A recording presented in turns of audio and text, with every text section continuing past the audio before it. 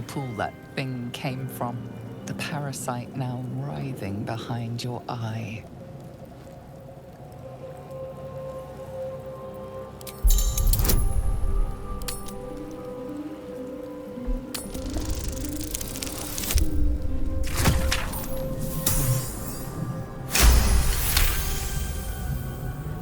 The casing is fragile.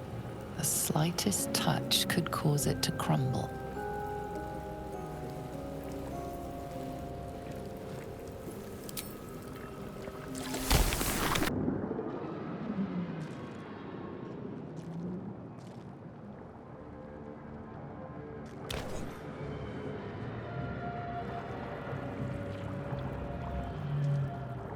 Yes, you've come to save us from this place. From this place, you'll free us. The exposed brain quivers in expectation. Please. Before they return. They return.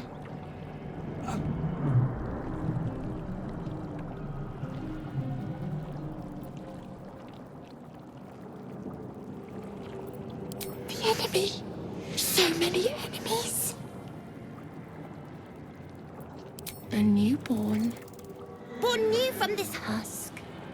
You realize you're talking to an intellect devourer, a minion of the mind flayers who abducted you.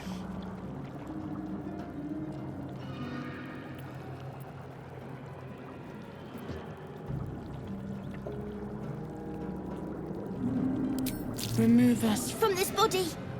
From this case. Free us. Please.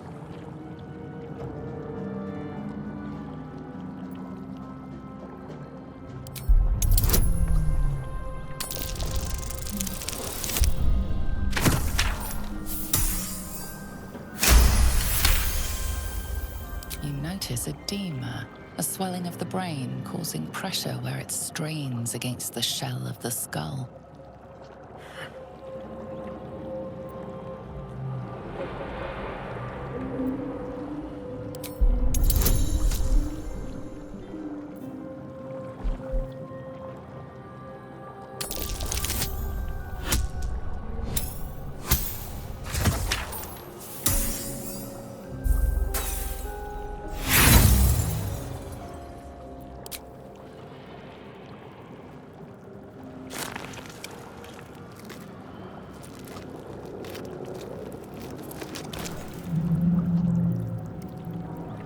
The swelling is too great.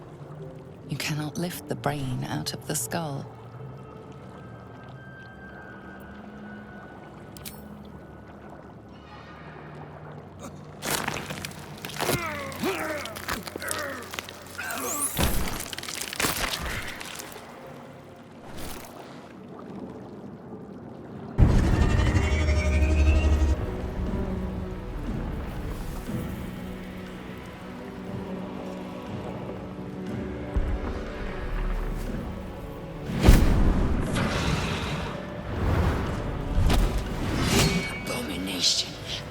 This is your end. Your head throbs and your skin tingles. Visions rush past. A dragon's wing, a silver sword, and a flash of your face seen through the strange woman's eyes. Oh, my head. What is this? Skvar, you are no thrall. Vlaakith blesses me this day. Together, we might survive. We carry mind flayer parasites. Unless we escape, unless we are cleansed, our bodies and minds will be tainted and twisted. Within days, we will be Geich, mind flayers. We can do nothing until we escape. That must be our priority. First, we exterminate the imps. Then we find the helm and take control of the ship. We will address the matter of a cure for this infection once we reach the material plane.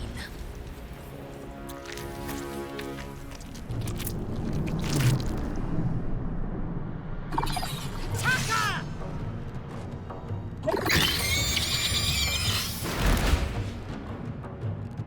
isn't dead, but he's totally unresponsive. Life flickers in his eyes, but he seems totally unaware of his surroundings. You! Get me out of this taxi! We have no time for stragglers. The construction is too alien. Nothing looks familiar. This ship is crashing. Do you intend to die for a stranger? Try that contraption next to the pod. They did something to it when they sealed me in. Hurry! Please! The console appears dormant. The mechanisms are completely unrecognizable at first, but then you spy an empty socket. Nothing. The console remains dormant. The console appears dormant. The console hums to life.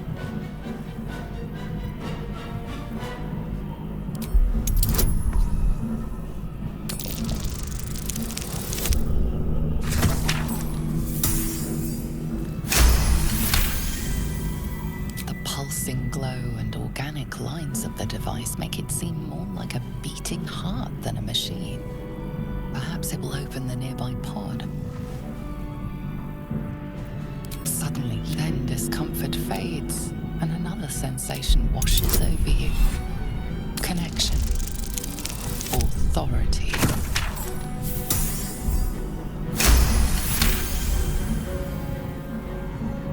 You feel the biomechanical brain of the console process your command and yield to it. A shiver runs across your mind. You feel sated.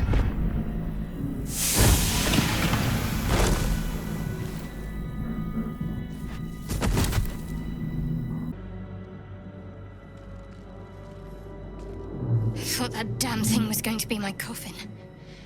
Thank you. Your mind lurches into her thoughts. Her gratitude is mixed with wariness, because you have a gift with you. You keep dangerous company. Fair point. Looks like there's plenty of fighting ahead. Let me come with you. We can get off this ship and watch each other's backs along the way.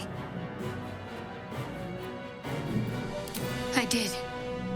It must be because of those parasites they put in us. But that'll have to wait. Are we going to help each other or not? Shadowheart. One moment.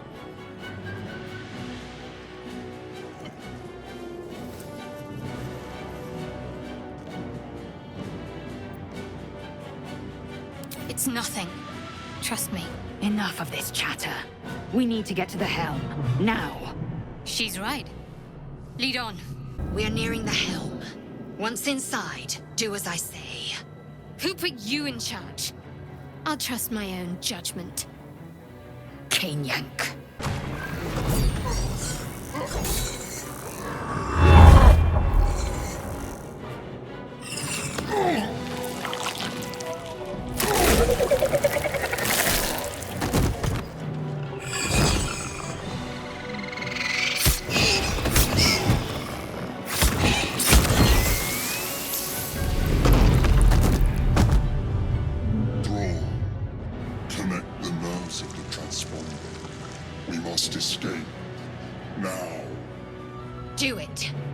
Deal with the Geich after we escape.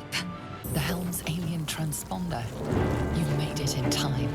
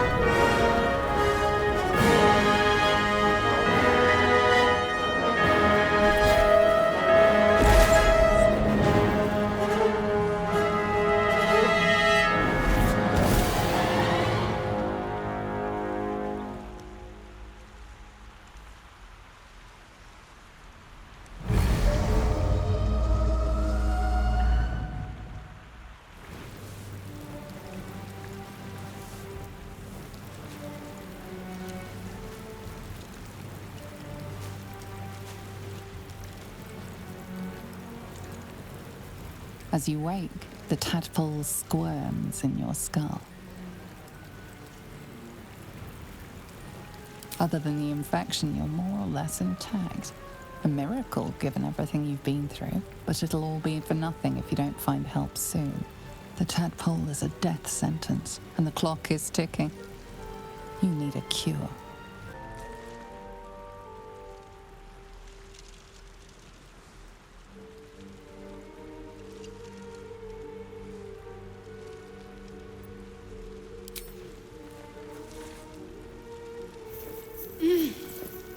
You're alive. I'm alive. How is this possible? I remember the ship. I remember falling. Then nothing.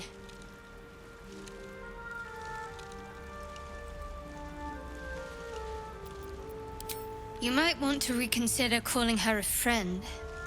Looks like she ran off without us. You're more concerned for her than she is for you, clearly.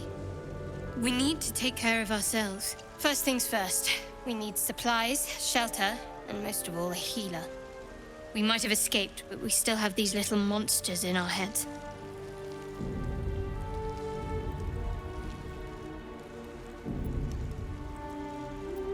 No, I don't recognize this place. But anything's an improvement on where we just came from. We need each other, and we both know what's at stake. Can't think of better company. One thing, just before we go.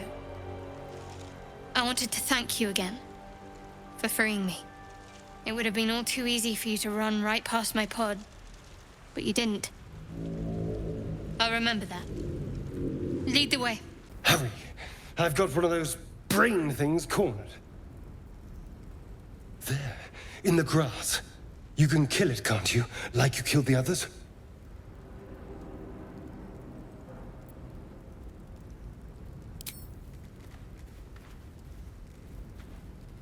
There. Can you see it?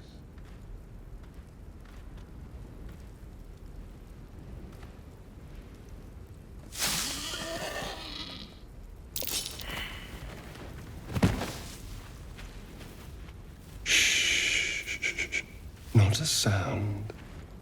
Not if you want to keep that darling neck of yours. And you, keep your distance. No need for this to get messy. I need him alive. Stow that blade, or I'll show you just how messy things can get. Promises, promises. But I have other business, I'm afraid. Now, I saw you on the ship, didn't I? Nod?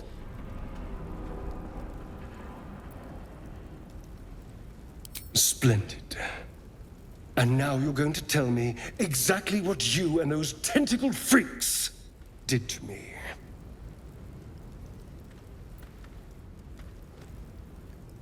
Don't lie to me. Your mind twists. You're looking out of unfamiliar eyes, prowling dark, busy streets. You try to hold the memory, but it fades to the worm. The light, the fear. What was that? What's going on?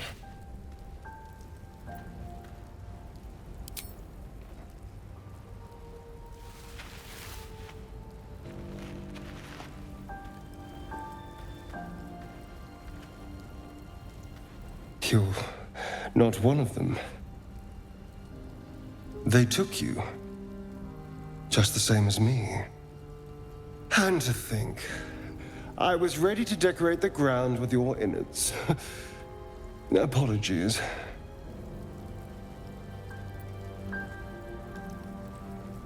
A kindred spirit. My name's Astarion. I was in Baldur's Gate when those beasts snatched me.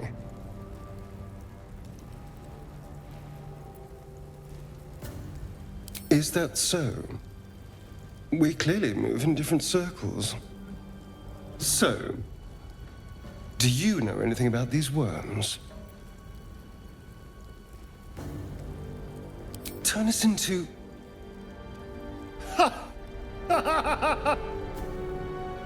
Of course it'll turn me into a monster. What else did I expect? Although, it hasn't happened yet. If we can find an expert, someone that can control these things, there might still be time.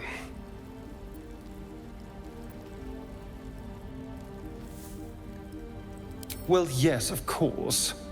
But first things first. You know, I was ready to go this alone, but maybe sticking with the herd isn't such a bad idea. And you seem like a useful person to know. All right. I accept. Lead on. You approach the dying monster. This is the thing that abducted you. You could end its life here and now, if only you didn't feel compassion. Compassion.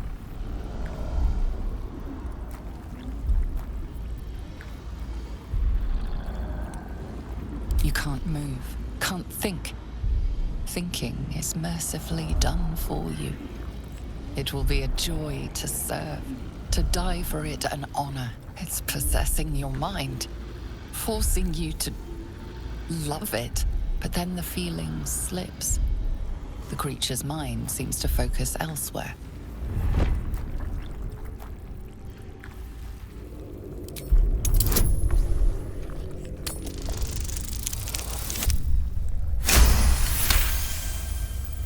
Your minds fuse, lusting for something that is gone.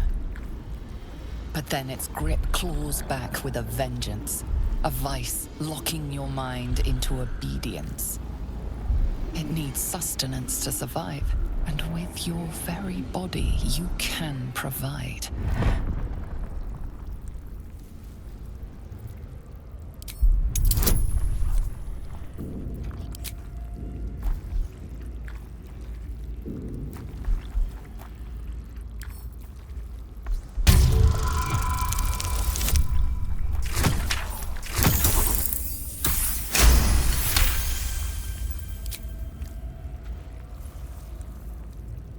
The monster lies exhausted, defeated.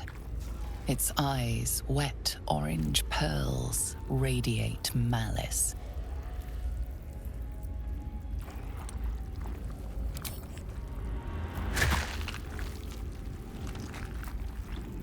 Approach the sigil on the stone. Magic.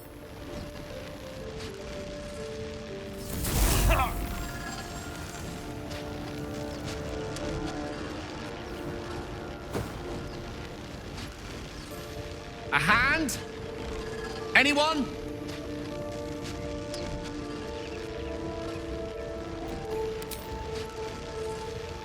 Just your average traveler stuck between realms. Pull me out, and we'll get properly introduced.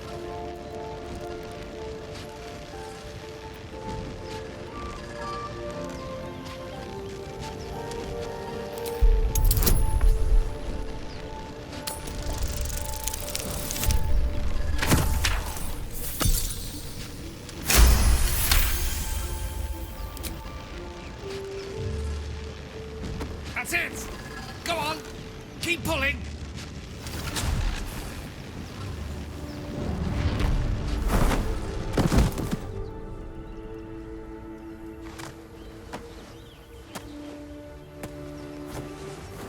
Oh. Hello. I'm Gale of Waterdeep. Apologies. I'm usually better at this.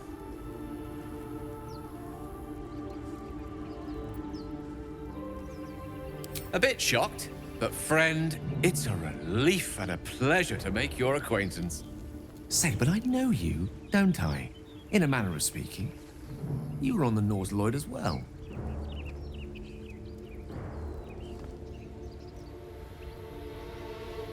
Then I can only assume you too were on the receiving end of a rather unwelcome insertion in the ocular region. No use sugarcoating it, is there? The insertee we speak of, this parasite, are you aware that after a period of excruciating gestation, it will turn us into mind flayers? It's a process known as ceremorphosis, and let me assure you, it is to be avoided. You don't happen to be a cleric by any chance, do you? A doctor? Surgeon? Uncannily adroit with a knitting needle? You seem to know enough about our condition to realize it's beyond most clerics' skills. Most, no doubt, but I find myself hoping to be in the presence of the few. You don't happen to be one of them.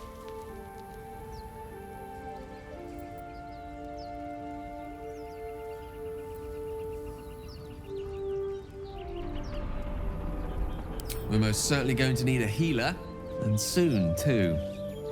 How about we lend each other a helping hand once more and look for a healer together?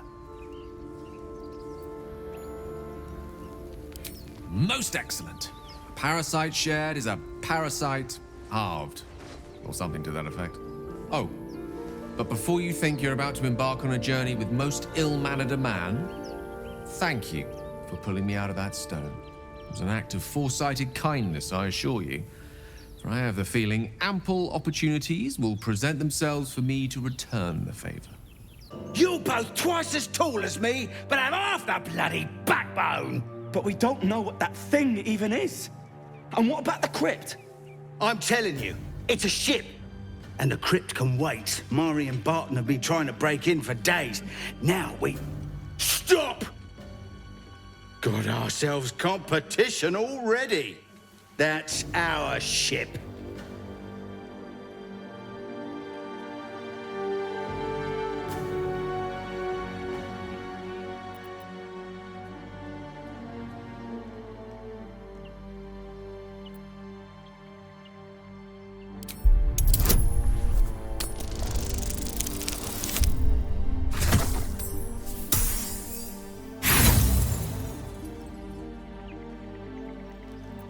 You're all hot air. Think you can get us to leave that bounty to you?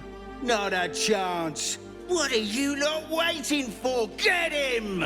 Why do you give a fuck? Everything all right out there?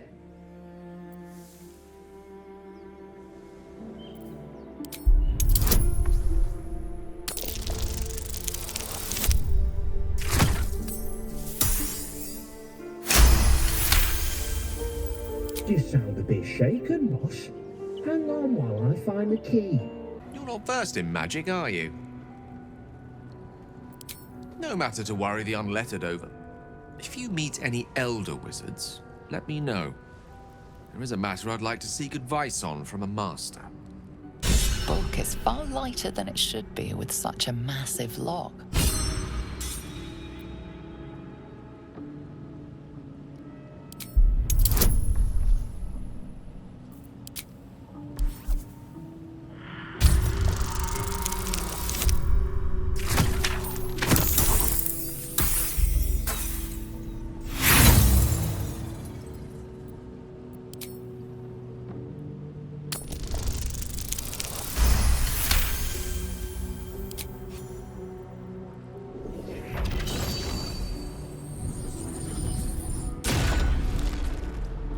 As the lock opens, a loose page comes with it. Magic pulses from the parchment. What was once script is now an obliterated scrawl. You have a sense these are names, a list. But of what?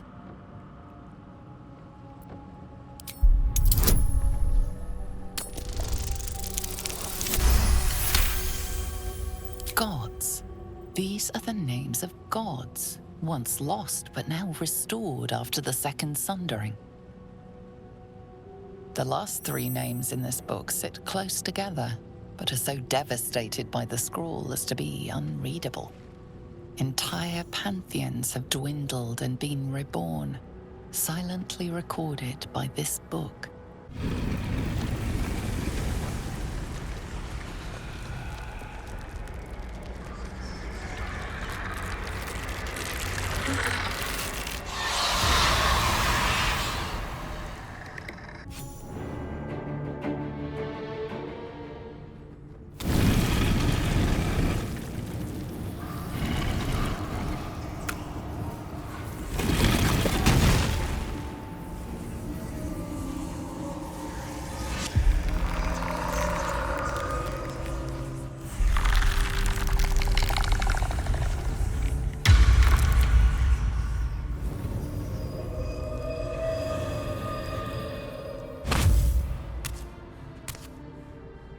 So he has spoken, and so thou standest before me, right as always.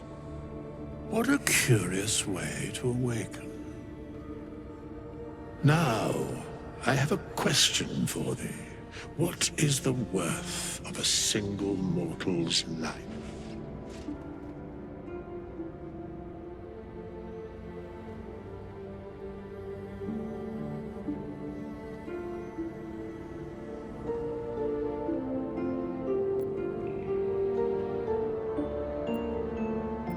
Curiosity.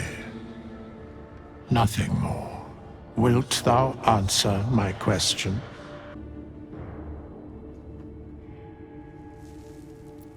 So, I ask again, what is the worth of a single mortal life?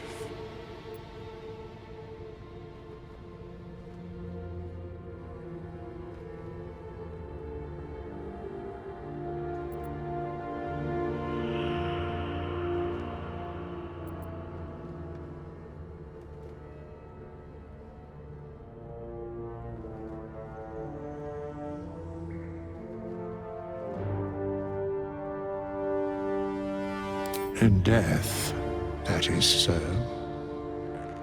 Very well. I am satisfied. We have met, and I know thy face. We will see each other again at the proper time and place. Farewell. We have nothing more to discuss. Continue on thy way.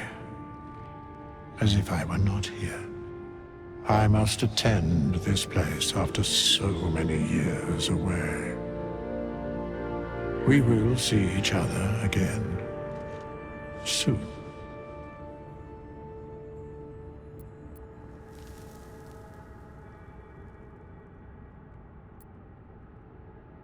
When the time is proper. I do not know that hour any more than dost thou. But I do know that the longer thou standest here, the farther away our second meeting becomes. Zoru was right. Yellow as a toad, twice as ugly. The thing's dangerous. Leave it for the goblins to kill. And if it escapes, how will you... Oh, a guest. Your skull pounds in response to the prisoner's white-hot stare.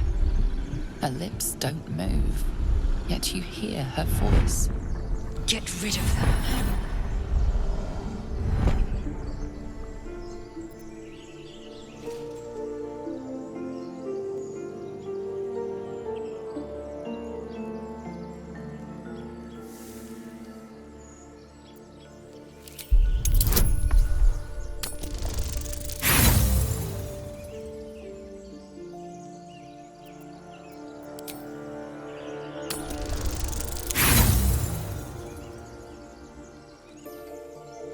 Demaze, let's... No. I'm not leaving this fiend with a stranger. Kill them.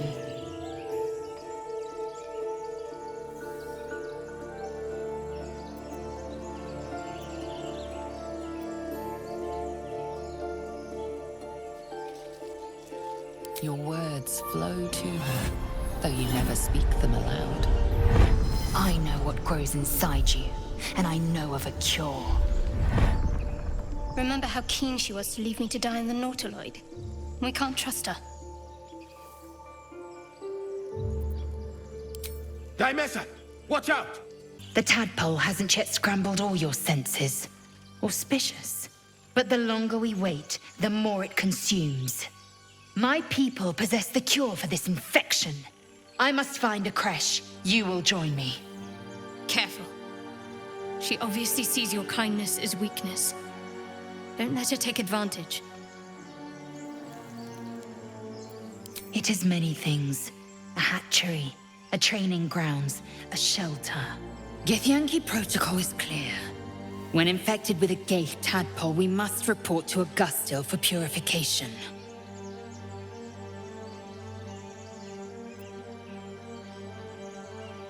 You may as well suggest a wyvern bow to worms. The cure I offer will suffice as thanks. You are full up. Dismiss your weakest warrior.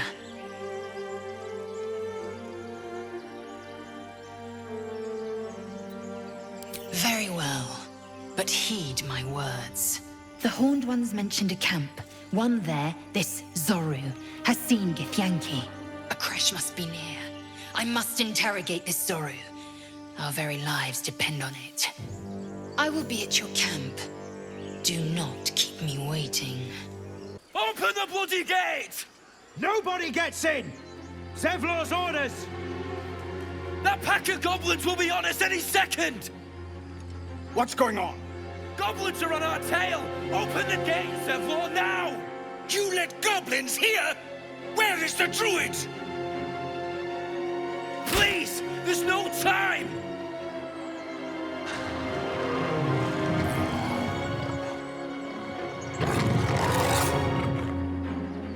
By the 9 hells! Open the gates!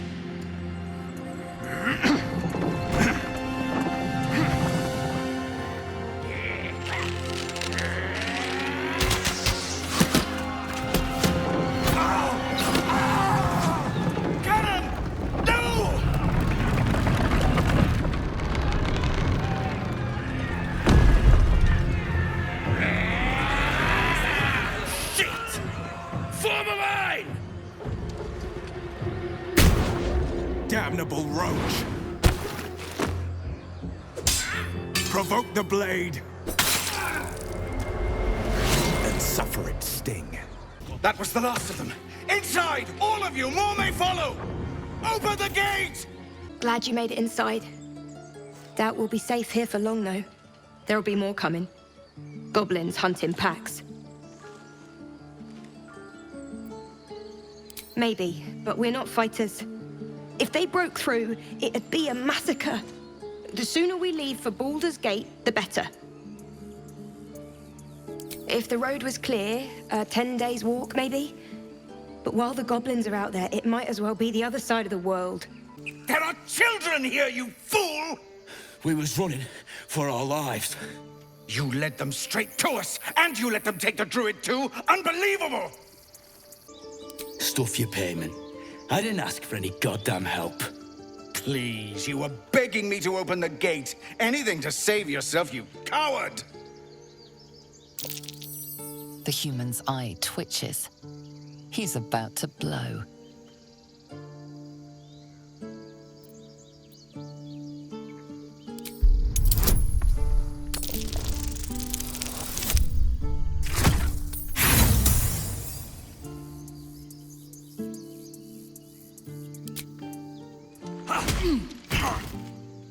Should have done that a long time ago.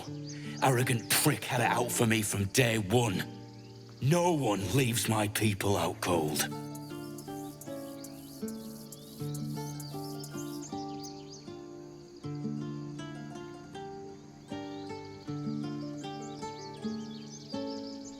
Too little, too late. He was right, though. Coming back to this hellhole was a mistake no amount of gold can put right. I'd rather face another round of goblins than stay in this pit.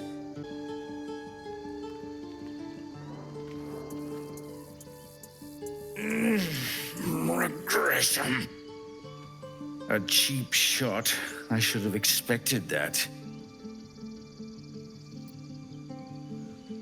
I'll survive a sore jaw. Particularly if it's rid the grove of Aradin. Whatever your business, I'd see to it quickly. The druids are forcing everyone out. This attack will only strengthen their resolve.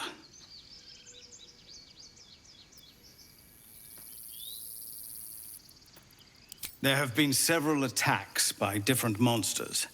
The druids blame us outsiders for drawing them here. Nobody's welcome anymore. They've started a ritual to cut the grove off from the world outside. We can't stay, but we'll be slaughtered if we leave. We're no fighters.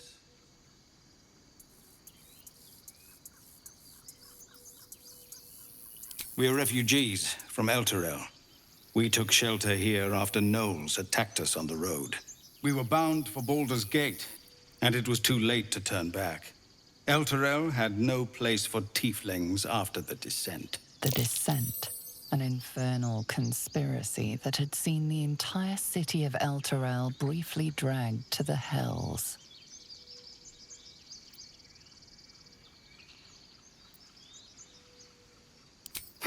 A fair point. We can only hope the citizens of Baldur's Gate are more open-minded. But we can't get there with those beasts blocking our path. Goblin got you. The druid Halsin's a renowned healer, but he didn't make it back from Aradin's expedition. If it's not too serious, you could try his apprentice Nettie. She's with the other druids in the Inner Grove. They've withdrawn there to prepare this damn ritual of theirs. I've tried. Korga, their new first druid, won't even see me. You, though... I know it's not your business, but she owes you for saving this place. Perhaps you could persuade her. For more time to prepare, if nothing else. Really? We're messengers now. We'd owe you a great debt. If we're forced to leave now, we won't make it to the city. You'll find the druids at the heart of the grove. Please, make them see sense before more lives are lost. Refugees, adventurers, no one in years, and suddenly we're overwhelmed. Well met. And thank you for beating back those goblins. Most brave of you. Is there anything you need? Act fast if you do. The ritual will be complete before too long. I know it's drastic, but more monsters seem to terrorize this region every day. We druids will be safe. As for those that took refuge here, well, may Sylvanas guard them as they continue their travels.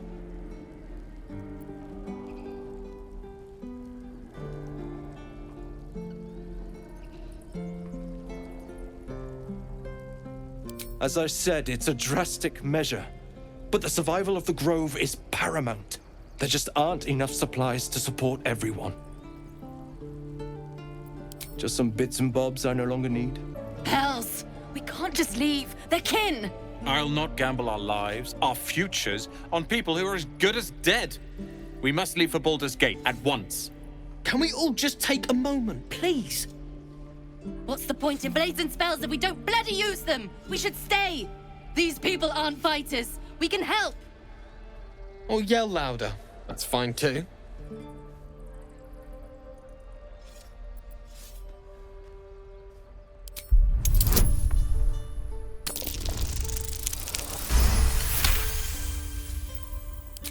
Thank you. It's the right thing to do, and you know it.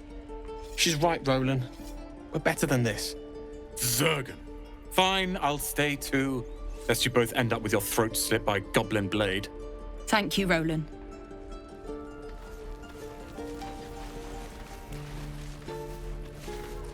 We should have left by now.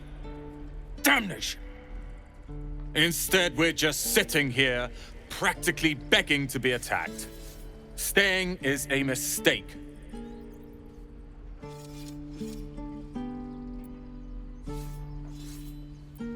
You don't understand. My apprenticeship with Leroican begins shortly. I cannot be late. Yes, that Leroican. The greatest wizard in Baldur's Gate. I've heard that name before. A young man, yes? Lives in Ramazes Tower in the upper city. The very same.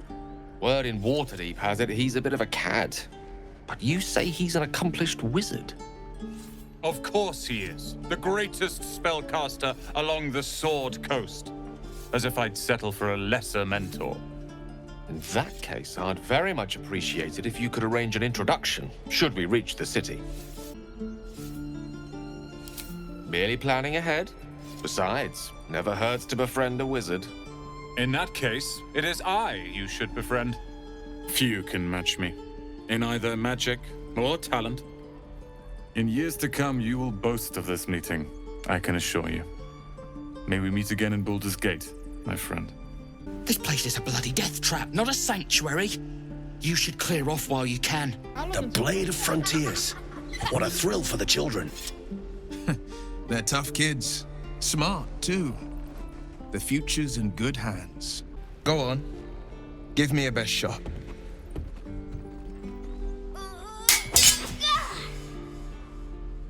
Not bad. Again.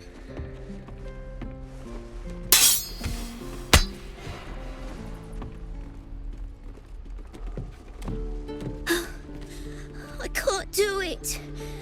I'm not like you. Umi, I don't need you to be like me. You just have to buy enough time to run. Come on. I believe in you. You can do this.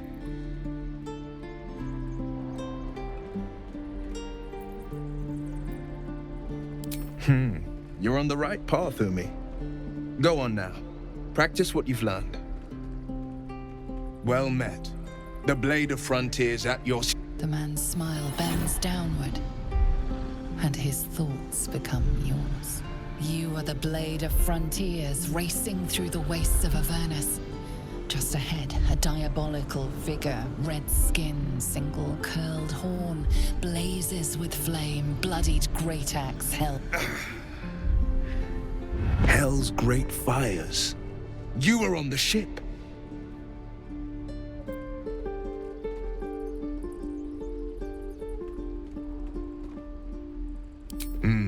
Doomed to shed our skin and become a lithid, or so the stories go.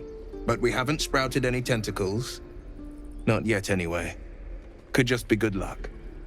I'm not so... Your minds collide once more. Will chases the fiend ignited with rancor. She is an infernal war devil. A threat to the living. Evil incarnate. Shit! You saw her. Advocatus Diaboli.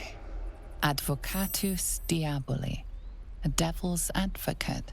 A champion in the blood war between diabolical forces and demons.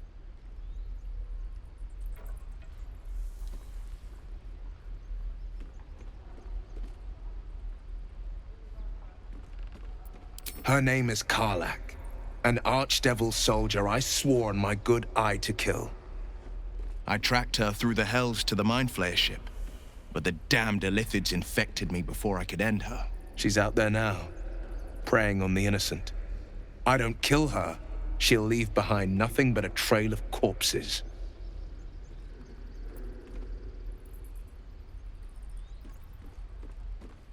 An excellent suggestion, but your party's full up.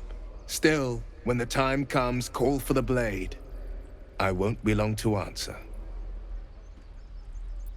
A splendid plan. We'll talk more there. Step! Harry! Strike! Damn it! It's just not landing.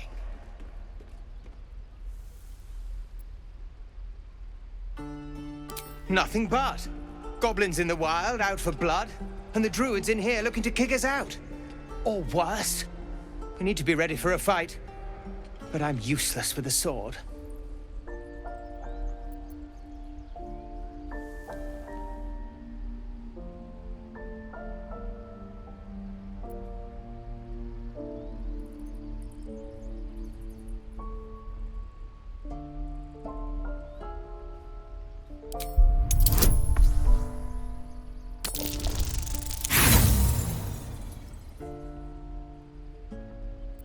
Like this? All right, step, step, strike. Ah! I think you made it worse. Keep the advice to yourself next time.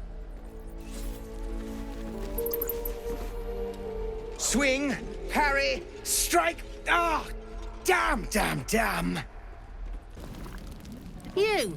Saw you fighting those slimy bastards. Fancy a bowl? Best to fill your belly now, while we still can. Food. You want it or not?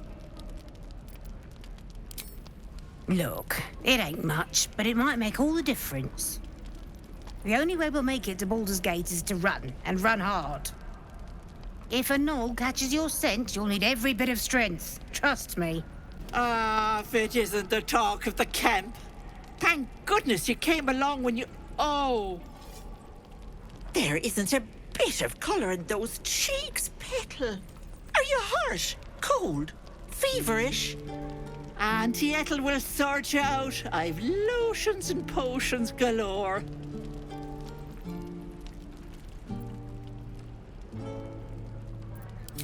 Aha!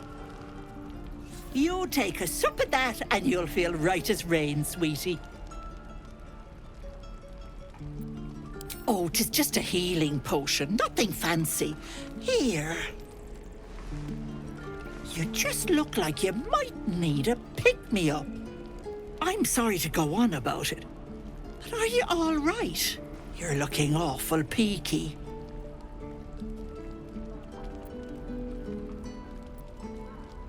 Oh, stop! Even on a good day, half the camp acts like a bunch of screaming brats. I'm tempted to smack them all on the backside and tell them to kiss and make up. Not that they'd listen to little old me. Anyway, do you need anything? I have a few odds and ends for sale. Thanks for fighting off those goblins. If you need to replace any gear, just ask. My selection's pretty slim. I had to leave most of my equipment in Elturel. My dagger. Of sorts. Used to be a bread and butter tinsmith before Elturel fell into Avernus. These days my talents are more eclectic. Learned a lot in my time in the Hells. Hope to forget most of it. But between you and me, there's nothing in all the realms like the utter power of infernal machinery. Alas, my offerings are far more humble these days. And we'll have a dog, right? They don't allow them in Baldur's Gate. Cats, though? A little orange cat. And a house with a little door so that it can come and go as it pleases. And a high fence to keep eavesdroppers out.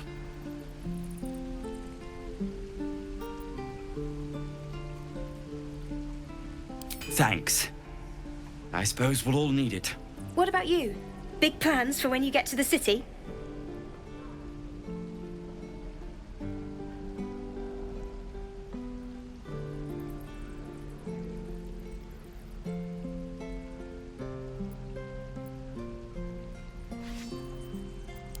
God, that sounds like heaven.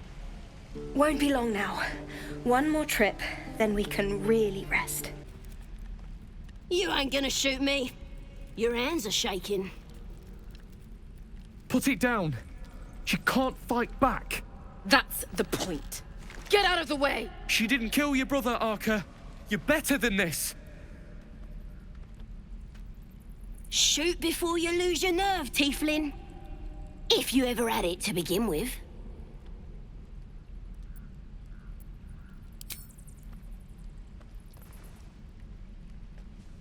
Looks like the Absolute sent me a protector. You're gonna kill him too? You, move!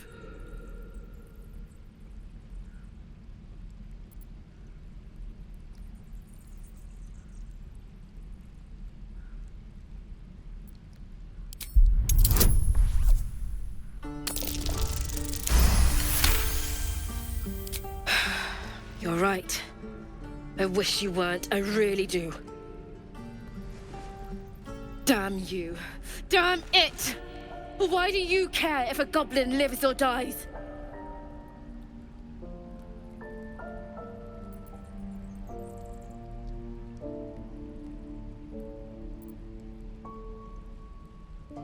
You'd better be right. It's all right, Arca. Let's go. Ain't sure why you're protecting me. Don't care, neither. It's too late to make friends, warg meat. My tribe's coming. They're gonna burn this pretty place for the glory of the Absolute and hang you by your guts.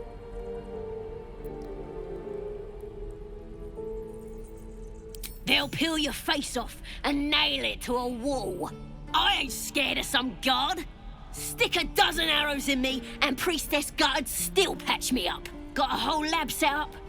Cooks up potions that fix our lads, no matter how much of a beating they take. Could probably stick your head back on if someone was to chop it off. Mighty booyog. I'm not saying we should trust a goblin, but she sounds very useful.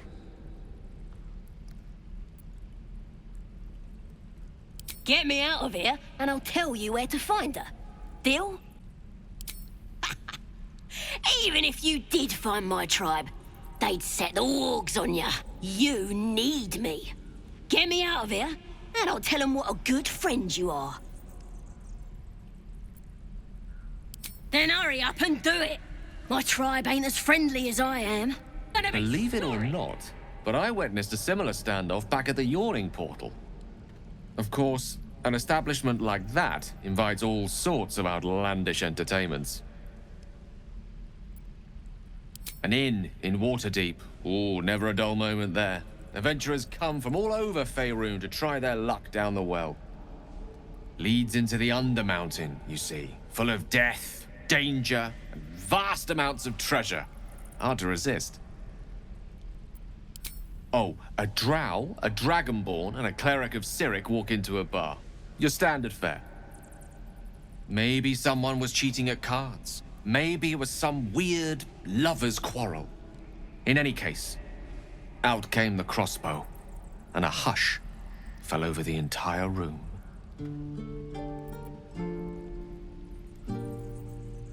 I stood up and yelled, "Shadow Dark Ale for everyone!"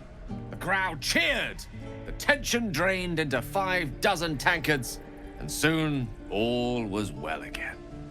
In a place like the Yawning Portal, the most powerful magic is calling for a round of drinks. Mind you, all I did was call for ale, but you went and stood in front of that crossbow. Well, I'd drink to that. Let my daughter go right now! She's a thief, hellspawn, and you will wait for Korga's judgment. Now get back! Oh, let me through, Mragrasham, or I'll rip your damn throat out!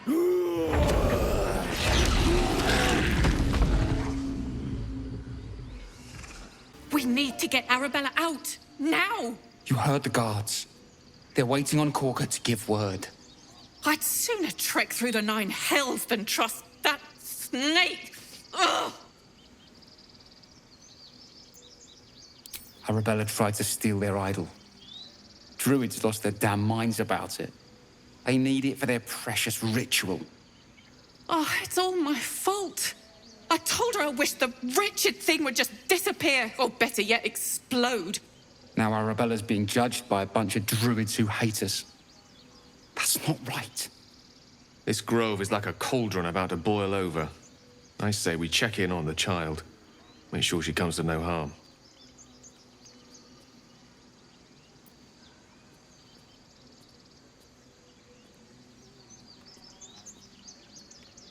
Thank you.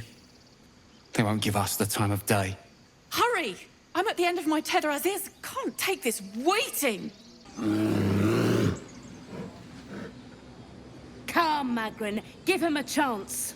You, get back. Keep back. Force my hand and I'll show you its claws. A moment, Giona.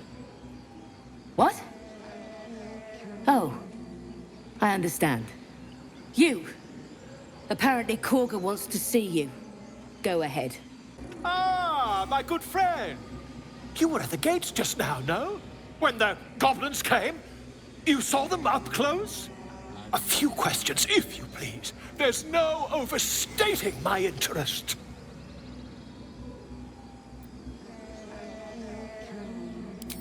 Glory.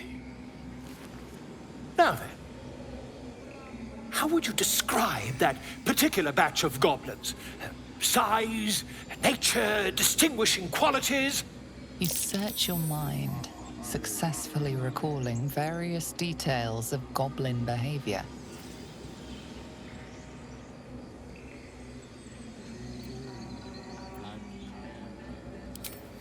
Goblins were of a rare, jam-colored hue and wielded magic blowguns. And the dragon they had marching in the rear, was it of the brass or silver variety?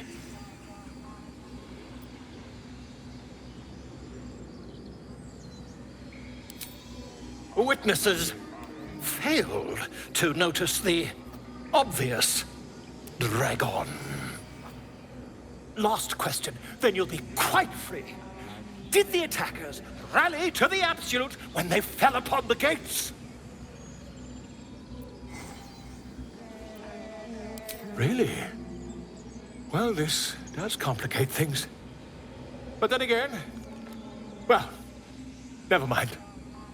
I've interrogated one, a captive in this very camp. She reports they've abandoned their god Maglabiet in favor of someone called the Absolute. The scandal!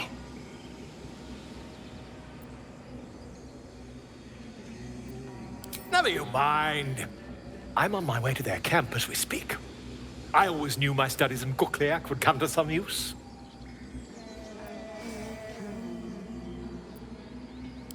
My friend, every story benefits from a dragon. Until we meet again. Pardon me, I must prepare to travel. Good day, my friend. To the goblins camped nearby, of course. I've been tracing their doings with great care. Whoever this absolute they're worshipping might be, I'll be the first to write about it. Speak. The bird knows. She needs to know.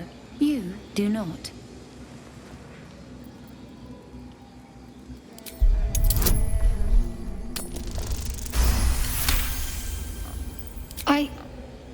Forgive me.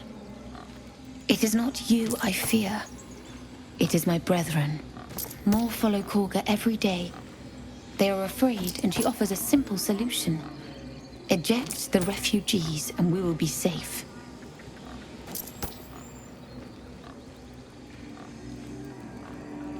Perhaps not. But that does not make it right. Only Master Halsin can stop this. I pray my bird returns with news of him. If not, I fear for my people.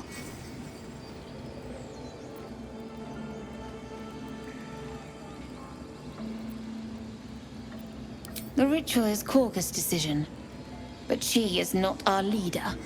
Master Halsin welcomed the refugees in. I wait for him to resolve this.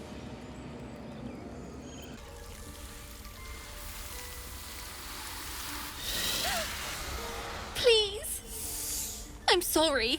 This is madness, Korga. She's just a... A what, Wrath? A thief? A poison? A threat? I will imprison the devil. And I will cast out every stranger. Girl. You mean parasite? She eats our food, drinks our water, then steals our most holy idol in thanks. Wrath, lock her up. She remains here until the rite is complete. And keep still, devil. Tila is restless. Come, Korga. We took back the idol. Surely... Do it.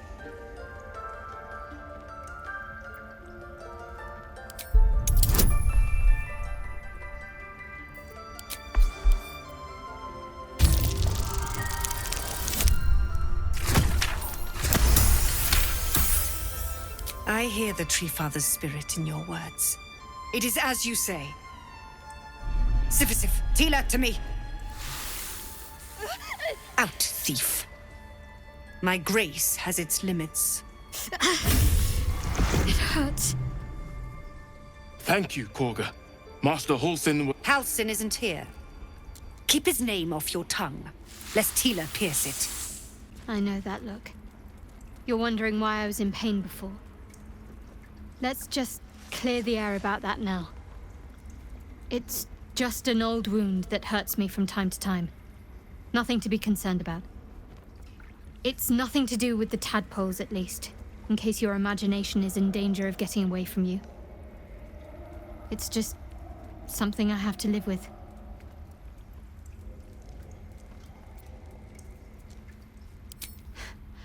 Quite a lot, if I'm being honest. But it always passes quickly, so I can manage. Tiring business, isn't it? All this traveling and adventuring. Why don't we take a little break, Allow ourselves a few moments of rest? Gives me a chance to talk to you about something.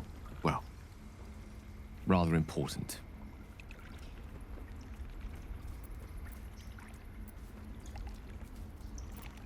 We've been on the road together for a while now, haven't we? Survived some perils, overcame some obstacles. Ever since you were kind enough to free me from that stone, I've seen you demonstrate remarkable guile and courage. The way you stood in front of a crossbow to prevent a murder. The way you got Korga to release the girl. In short, I've grown to trust you. The reason I make a point of saying this is that I've grown confident enough to tell you something I've yet to tell another living soul, except for my cat. You see, I have this condition. Very different from the parasite we share, but just as deadly.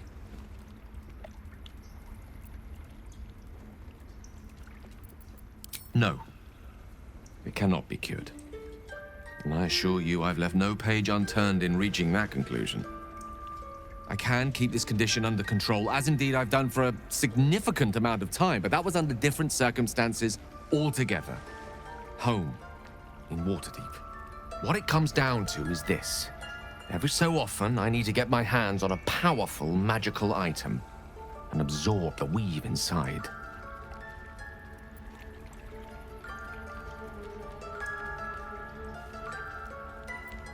Oh, staffs, tomes, cowls. The form doesn't matter, so long as it's brimming with weave. It's been days since I last consumed an artifact, since before we were abducted. It's only a matter of time before my craving returns. That is why I turn to you. I need you to help me find magic items to consume. It is vital. Dare I say it? Critical.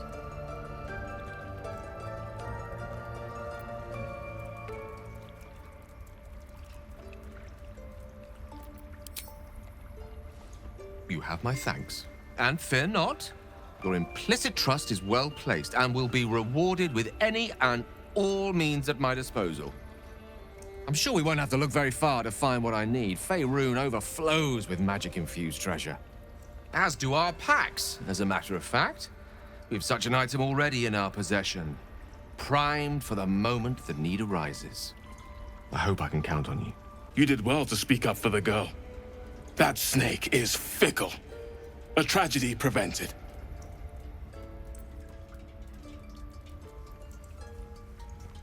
Well seen. Well spotted.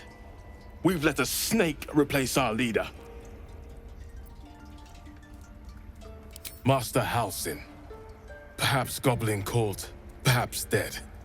He'd set Mistress Korga back in line. Hold her to task, stop this damned ritual. More will die if the rite is finished. So many more, sent into a world gone mad.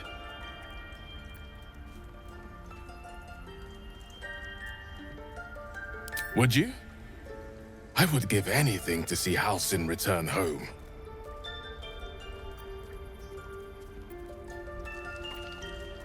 Our need is great. I will open the treasures of this grove to you, even if the Circle forbids it. Halsin is an elf with the presence of a bear. He left west with the adventurers. You won't mistake the first druid for anyone else. Go on. Say it. You think I'm a monster? Yes, you would say so. I know your kind. You see only villains and victims. A viper bears her fangs defending her brood. I call her mother. You call her monster. No matter. I took back the idol of Sylvanas, and the rite is resumed. We will seal the grove, free from harm, free of intruders.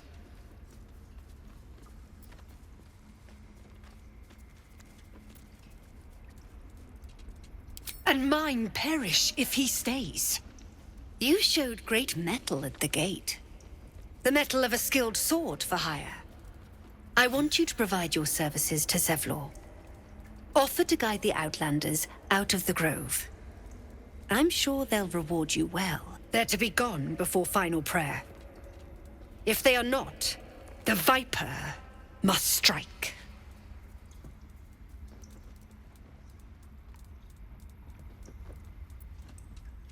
You will do more than speak. This tale ends but one way. With the Outlander rot cleansed, and the Grove forever shrouded. I see you. Just give me a moment.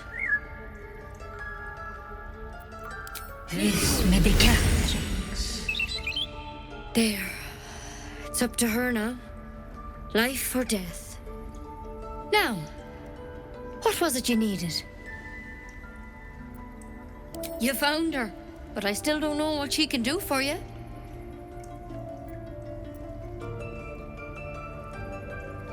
Why are you asking?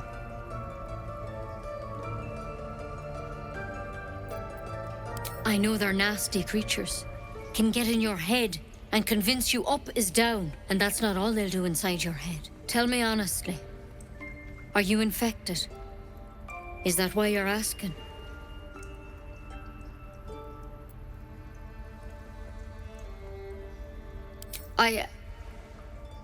I'll do what I can. Come, follow me. I might be able to help. This one had the same problem as you. Attacked us in the woods together with some goblins.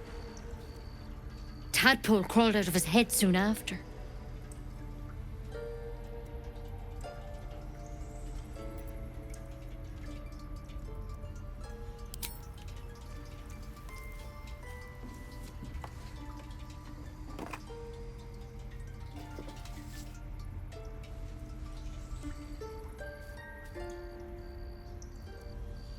I'll do the best I can. I'm no Master Halsin, mind. He'd have your tadpole out like that. Still, we have options. All right. Let's see what we can do. She shifts uneasily, hesitating. Something's off. It might. But first things first. Tell me about your symptoms. Have you noticed anything strange happening?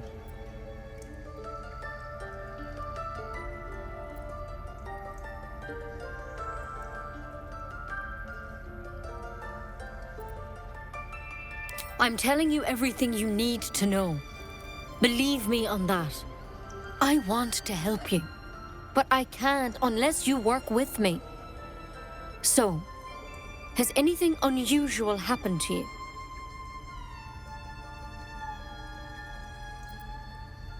Protected from on high? Sounds like the drow. Master Halsin said he was tougher than he had any right to be. How'd you pick up the parasite? Halsin was desperate to find where all this was happening.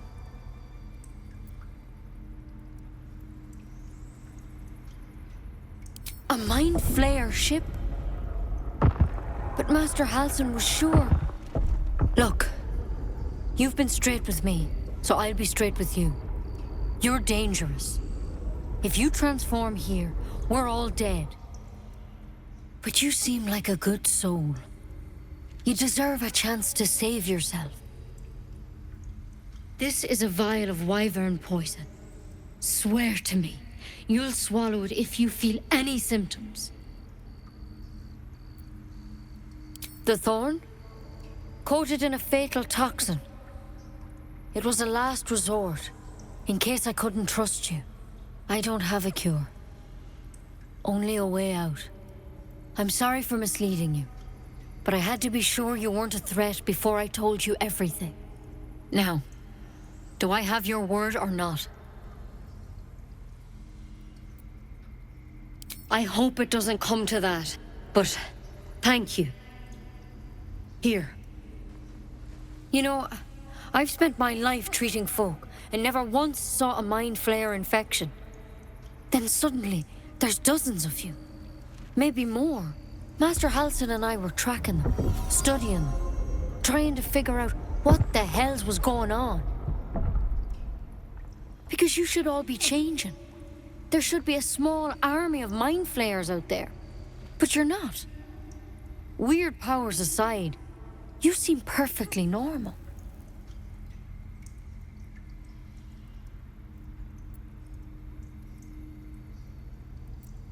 For one, that thing in your head is like nothing we've ever seen from mind flayers. It's one of their worms for sure. But this one gives you powers. telepathic connections. And it doesn't turn you into one of them. Not yet, anyhow.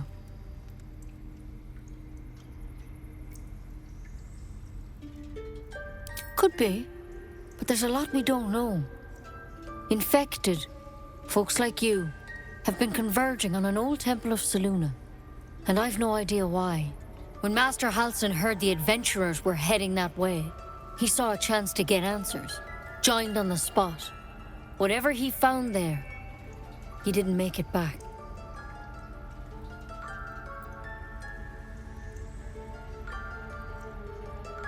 The thing is, I've sent birds to find him, but the place is rotten with goblins. None of us can even get close. You, though, you're one of them. Technically speaking, I mean. They won't kill someone carrying their parasite. If you can find Halsin and get him out of there, we can discover what he learned. And perhaps he can save your life. How's that sound?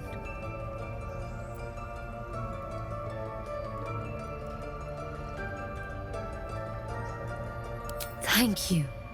It would mean everything to the Grove. To me. I wish I could tell you more. But only those adventurers know what happened out there. All I can say for sure is they all went to the old temple of Selûne. And Master Halsin didn't make it back. Good luck out there. And if things start to go bad, remember the vial. Remember your oath. Shh. Listen.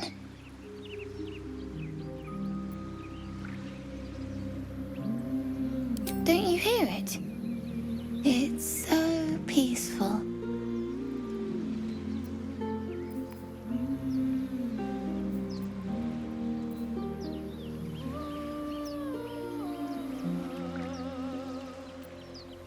No, it's just a bit of water.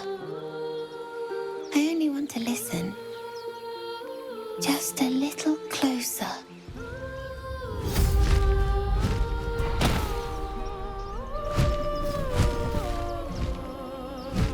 Yes, everything's gonna be fine once I get there. Are they gone?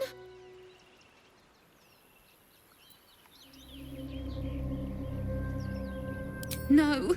Yes. I mean, I don't know. That's what the voice said. I almost got to the nest, but the singing. I need to get back. Mole will be so mad. Wait, you should meet Mole. She'll be grateful you helped me. Find a boy called Donny. Tell him you want to see the dragon's lair. That scamp reminds me of myself when I was a nipper. Always getting into trouble. And worse. One time, my parents denied me a kitten, so I summoned myself a Tressim. Ugh, dear old Tara. Beautiful creature. Benefits of a wizard's education, you see. Of course, my considerable talent didn't hurt either. Well, that depends on who you ask, I suppose. I may have summoned things rather more exotic than a winged cat.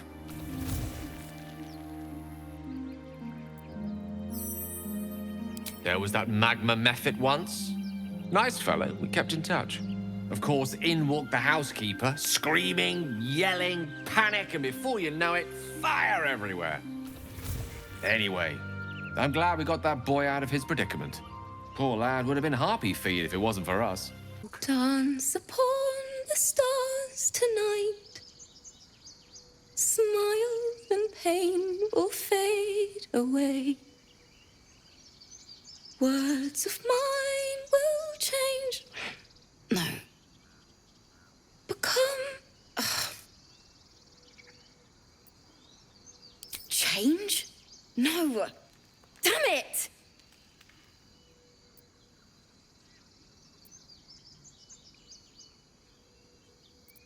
No, I'm moments away from a grisly death. At the hands of this bloody song. I can't... Nothing fits, you know?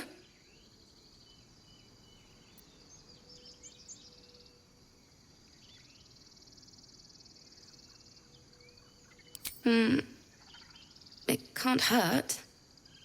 I have an extra lute, if you want. I'll start from the beginning. We'll take it slow. Dance upon the stars tonight. Smile and pain will fade away.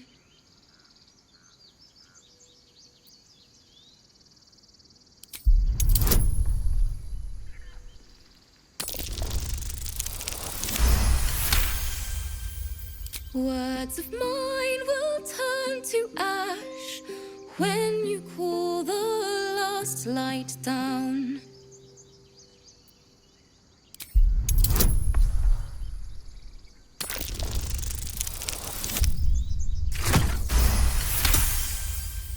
Moon reminds me of your grace, all the love I can't repay.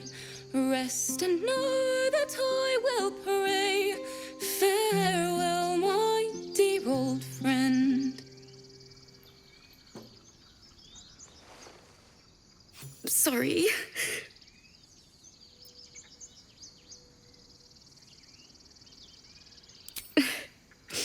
She'd have said the same thing. That's the first time I've played since Lihala died. My teacher. She was playing her lute. We didn't hear the gnolls coming. There was so much blood. I can still smell it.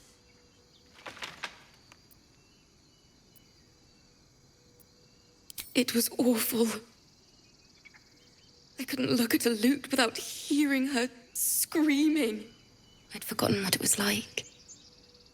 That itch to perfect a song. Keep the lute, please. You've earned it. The Weeping Dawn will be my gift to Lihala. I've a long way to go. But thank you. I needed this. You ever scare me like that again, and I'll feed you to a gnoll. Mom, I'm fine. Stop it. Our little Hellion told us what happened. Thank you. Don't know what we'd do without her.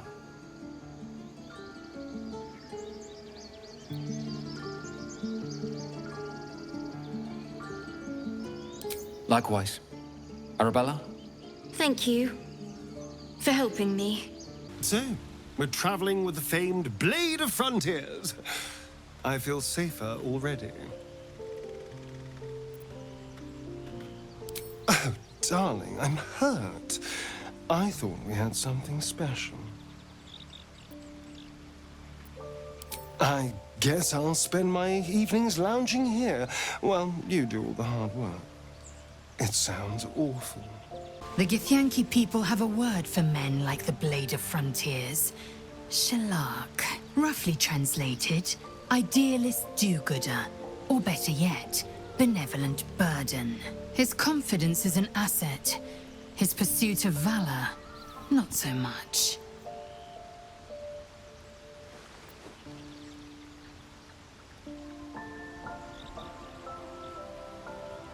Entirely. I was as devoted to my studies as I was to my training. Each creche contains a Zaithisk purification device. So I learned from the writings in the Kalir library. The library was a gift from Vlaakith herself, that we may gain total understanding.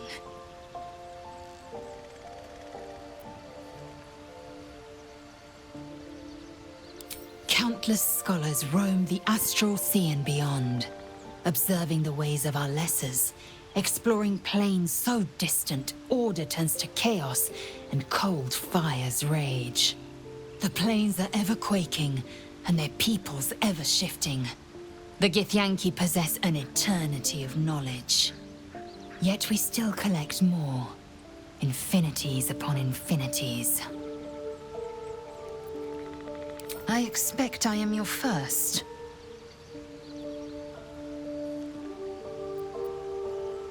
Of course you haven't. They would have cut you from navel to neck.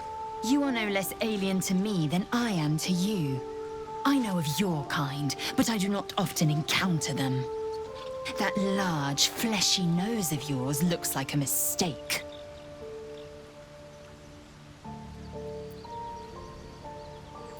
Better is an opinion, but mine is certainly more economical, disciplined, dignified. I understand much beyond your comprehension. More to the point, I know the cure for our condition. It is imperative we locate a creche. You do well to observe more and question less. Yes, in great detail. It starts with a fever and memory loss. Then you start to hallucinate. Your hair falls out and you bleed from every orifice. Your bones will change form. Your jaw will split to allow room for 4 great tentacles. All skin will turn to gore and be shed to reveal new flesh underneath. Then you have ceased to exist, and a mind flayer is born.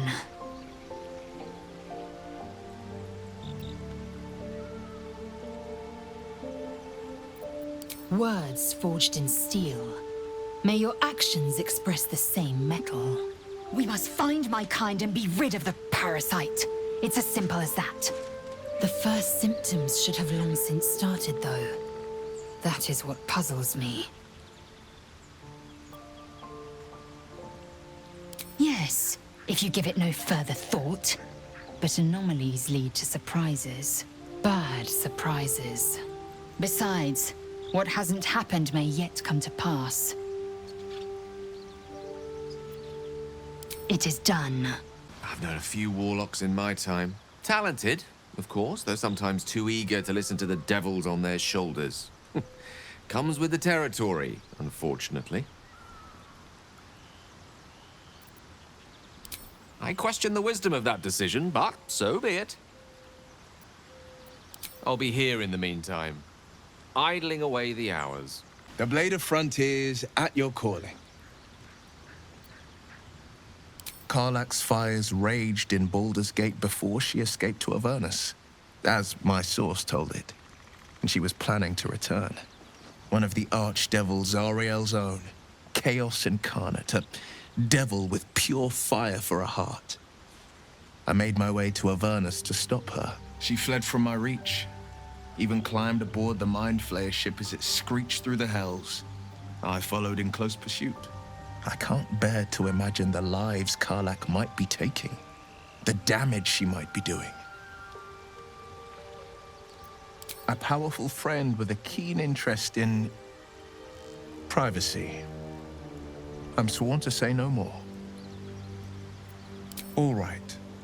Anything more we should discuss? My father once said, one does not pursue a champion's life. One merely answers its call. So it was for me. I was hunting near the Cloakwood when I heard it. A child crying out from a lone farmstead. I found him in the fields, flanked by goblins. His mother's corpse bled into the soil next to him. I don't remember much of the battle, but I remember drying the boy's tears after. Proud.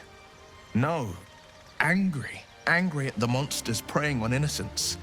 Angry at the so-called good gods for tolerating the cruelty of the evil. Angry at myself that it took so long for me to see the coast suffering. The frontiers demanded a blade, and so I heeded. Baldur's Gate, born and raised, the only son of a single father. He wanted one life for me. I chose another. We haven't spoken since I left the city. A classic drama. A staunch father and his rebellious son. Better heard from the bard's lips than mine. A most vicious one, in fact. It's made from pure bloodstone, carved from the Galena Mountains just north of the Moonsea. A reminder that sometimes blood must be shed and sacrifices must be made. But that story is reserved for lifetime friends and calmer days. By all means. Anything more we should discuss? That's the spirit. We meet again, as predicted. I shall be here in thy camp for whenever thou hast need of my services. There are many answers to that question. None are important. Correct. No. Beyond mortal realms, there doth exist an amalgamation of spirits akin to thine own, ensnared by the treacherous cult of the Absolute, felled in its name. They bear great discontentment with their destiny. For a mere pittance of coin, I might summon the worthiest among them to lend aid to thy undertaking.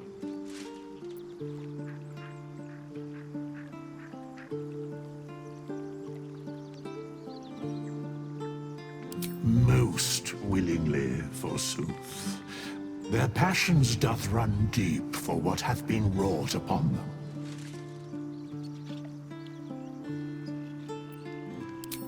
Suspicion always haunts the guilty mind. My services are all that I can proffer thee. What thou wilt do with them is for thee to undertake. Should thou or any of thy compatriots perish, I will cleave soul to body once more. Because it is my calling, there is little else to explain. A matter of coin.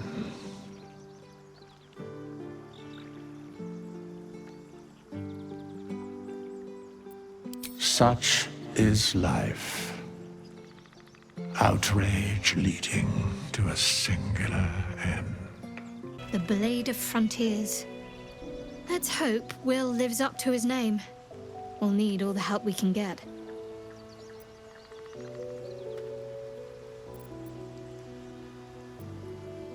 We've been through quite a lot, with likely more to come. Care to narrow it down a little?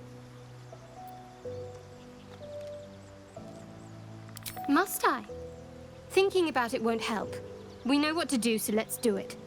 Find a way to rid ourselves of these things. Personally, I think finding this Halcyon is our best bet. If we're truly desperate, we can try to convince that goblin gut in assisting us. I'm not too hopeful that a Gith Kresh will actually prove our salvation, but worth keeping in mind. I suppose we'd go our separate ways. Not a slight on your company, of course.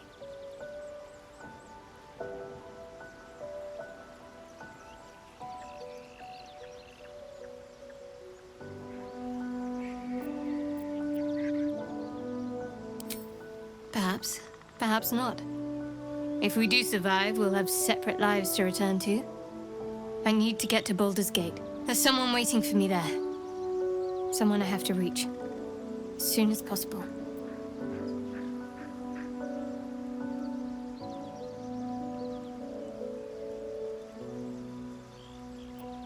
Thank you. And you're right. It's a delicate matter. Not something for light conversation. I must admit, you've been a surprise, and not an unpleasant one. Kindred spirits are few and far between for me. Besides, you saved my life aboard the Nautiloid. How can I do anything but sing your praises?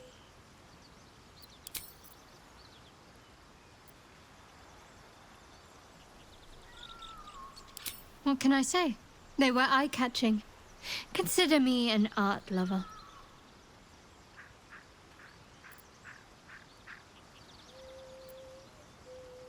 Must we? No harm in a little mystery, don't you think?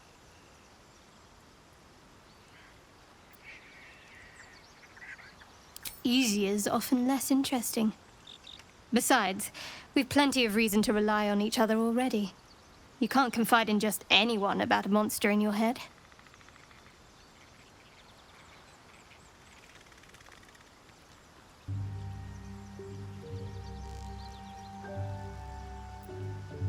Thank you.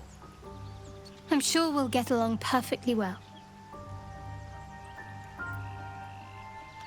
There's no story. None that you're entitled to hear, anyway. Just forget you ever saw it. It's quite a sight. The stars, I mean. I could take or leave your chin.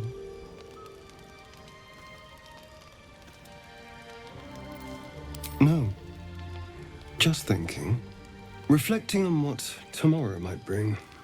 When we find the druid, will he know how to bring the worm under control? Will this little adventure of ours be over?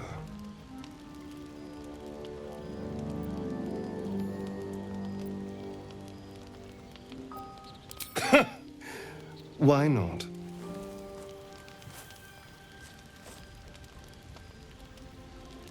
You've been to the Hells and back. Survived the crash. Survived everything that's followed. I'm not easily impressed by people, but you're stronger than I gave you credit for.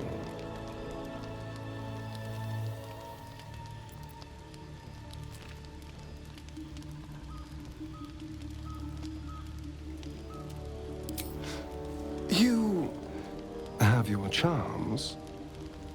More than you think. The smile on his pretty lips is a touch too composed, a bit too perfect. He may not mean a word he says.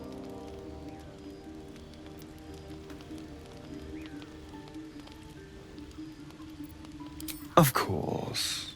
Terribly sorry. I was just going anyway. I need to clear my head. I'm sure I'll see you when I get back.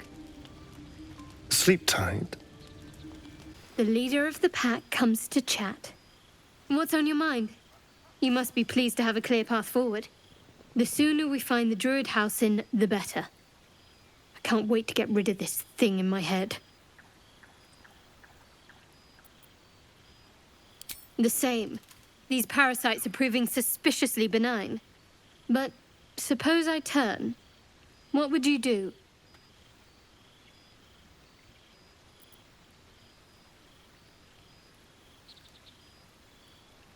Wise.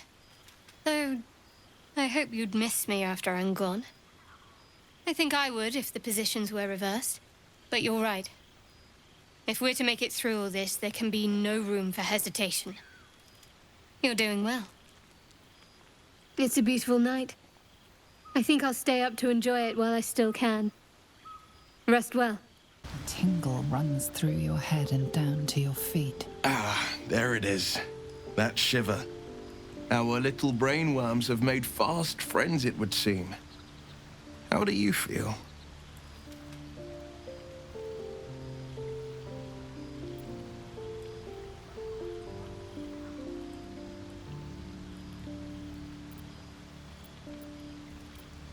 Courage in danger's shadow. I love to see it. But shouldn't the shadow have crept closer? Gone darker by now? Before the Illithid's unscheduled surgery, I'd felled hundreds of beasts and a fair few fiends. The tadpoles weakened me, suppressed greater talents, but beyond that, I've showed no signs of turning. No nausea, no pain, not even a hot flash.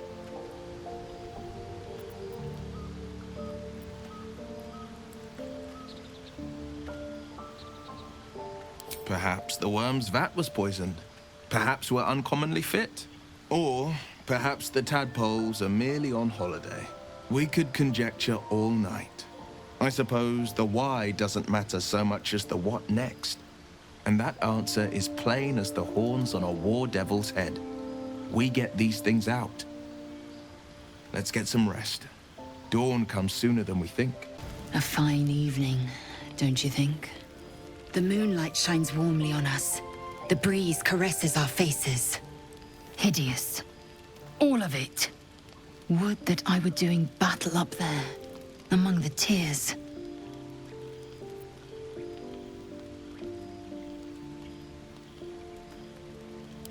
Look above. Watch the moon cross the sky. The tears follow behind it. Rocky bodies tumbling through the sea of night. One of them is my creche. Clear. Your curiosity is to be commended. Githyanki are hatched in creches all throughout realm space. Clear is one of many. It's there I first saw a Kithrak mount a red dragon. Where I slit my cousins' throats at the Vash's command. But enough of this. You are wasting your resting time. Come dawn, we resume our search for a creche.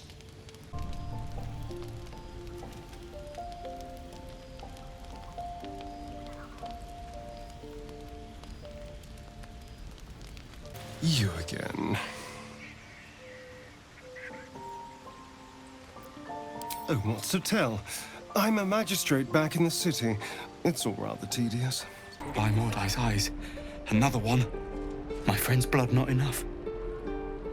Come to rip me open too. In Creche Kalir, a formal greeting begins with a bow. Is this monster with you?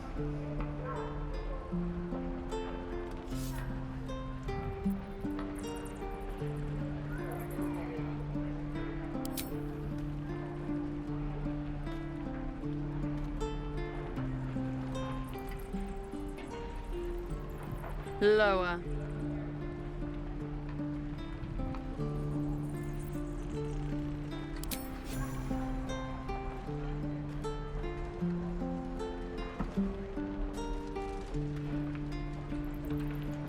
You saw another Gith.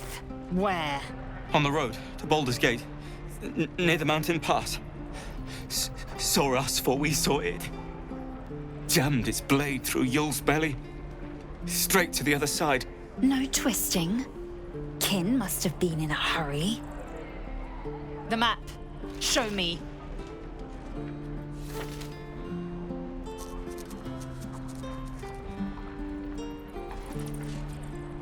Up.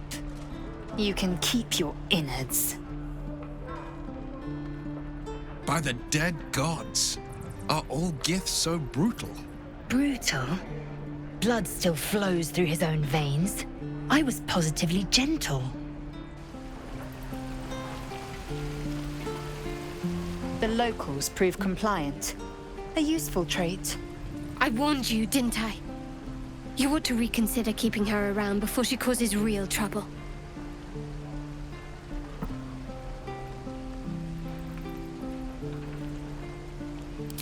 Wrath. Soon you will be vomiting blood and tearing apart your own flesh. When the tentacles sprout from your lips, will you still cry that I was rough?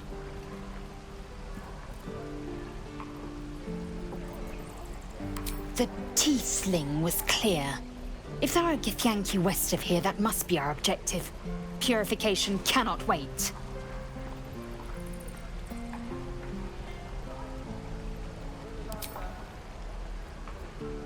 I am unfamiliar with the...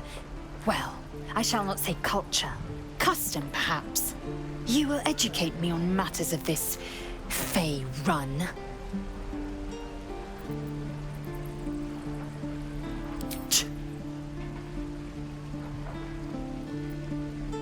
The creche holds the Zaithisk. It will cleanse us of the parasite. By covenant, I can say no more. Be wary of false promises. The missing druid, Halsin, was it? He may be talented, but only a Githyanki Zaithis can cleanse an embedded tadpole.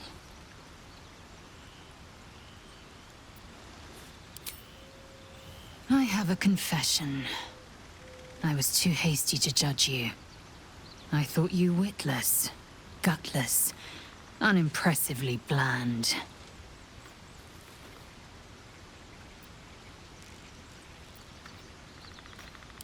Yes, all that is true.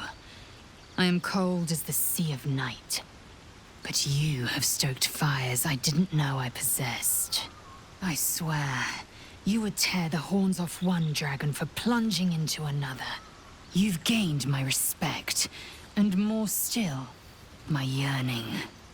When I come near, your odor alone is enough to make my neck sweat and my hairs stand on end.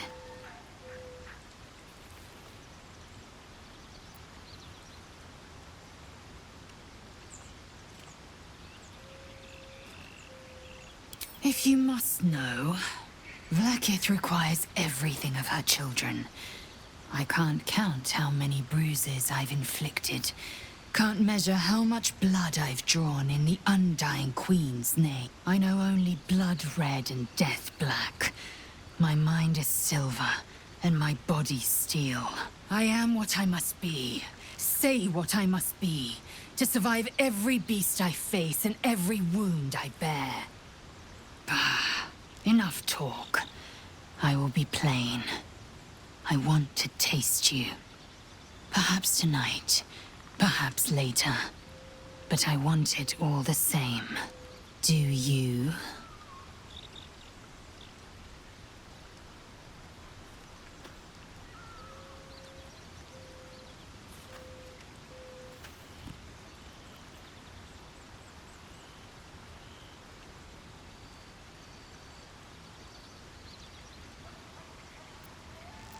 I won't be your girlfriend, but I will be your lay. Yes or no?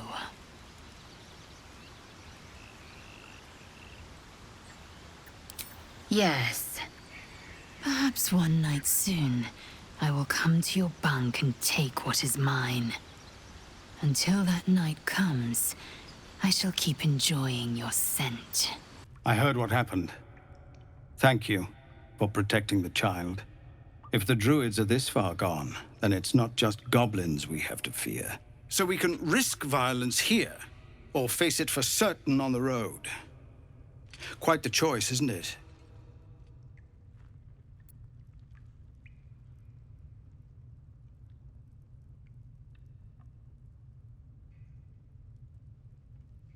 It's good of you to offer, but there's a whole army of goblins out there. We'd need an army of our own to escort us safely to Baldur's Gate. And while I don't doubt your abilities, you're no army. There may be a way, though. Goblins are ill-disciplined. It's unlike them to organize so cleverly. Somebody must be leading them, bringing discipline to their ranks. Take out that leadership, and they'll scatter. The Blade of Frontiers has done what he can to help us prepare for the journey, and we are grateful. But it'll be a short journey if the goblins still own the roads. By the Triad, there is only one correct answer. Refuse him, and we sentence these people to die.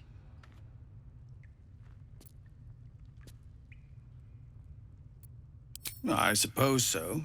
We don't have much, but we'll scrape together whatever we can. Everyone in this camp depends on it. Thank you. We'll be ready to leave as soon as you give word. Used to think the goblins would kill us the second we set foot outside. But after hearing what you did at the gate, well, I still think they'll kill us. But at least we can put up a fight.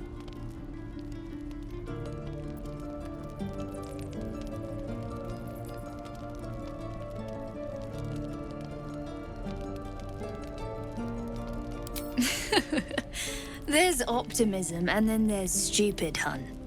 Plenty of us fell to monsters already. I don't see the rest of us lasting long out there. But if you're so sure we will, why not put a little gold on the line?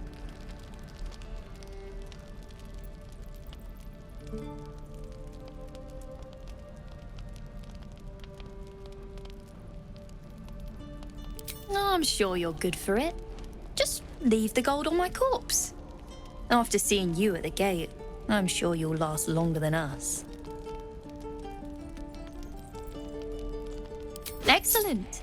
And since I ain't one to leave a debt unpaid, that means we're destined to meet in Baldur's Gate. Looking forward to it. Oh, thank you, thank you. I thought I was gonna die down here. It's my fault. I thought I'd given them the slip, but they followed me through the tunnel back there. I must tell the others what happened. I stepped careful. There are traps in these tunnels. And thank you again. You're a true soul. You can't die. Please, stay with us. I don't think he's conscious. Can you hear us, Ed? You, not a step closer. A strange symbol glows marked on their flesh, and something within you stirs in response.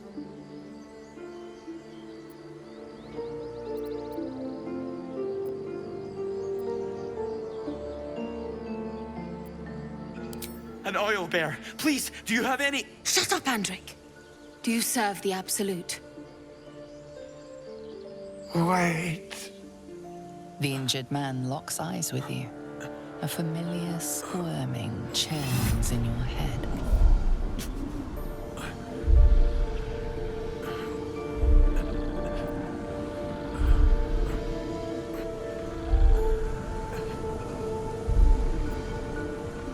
Your minds intertwine.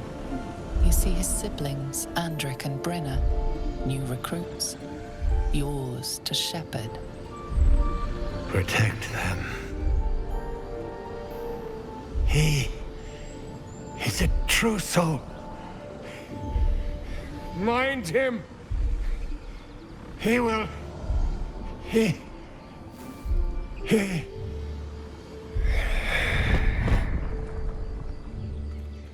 Edwin! Ed! Please! He's with the Absolute now. You're a true soul. Edwin, our brother, he was chosen. Like you. Do you have orders for us? We were reporting to Edwin. What? Are you testing us? A true soul, like you, has been chosen by the Absolute. You speak with her voice. Your words are her command. She grants you the power to enforce her will. And when the time comes, the true souls, you will rule. I will serve at no ruler's side but my queen's.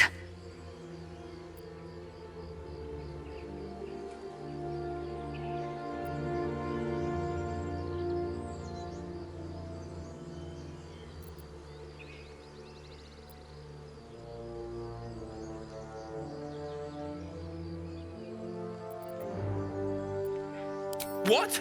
What are you doing? Your sword, brother! Now! Strange power resonates within the corpse. It calls to you.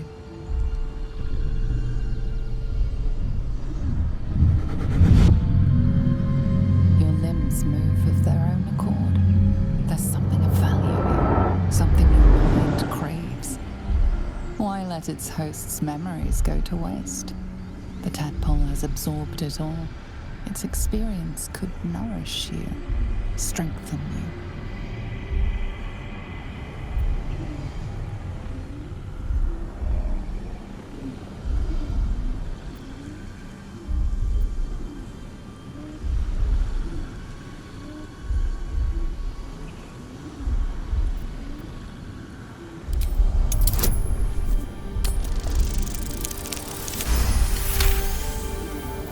Your muscles loosen. The tadpole breaks free of its deceased host. Your mind is your own again. For now.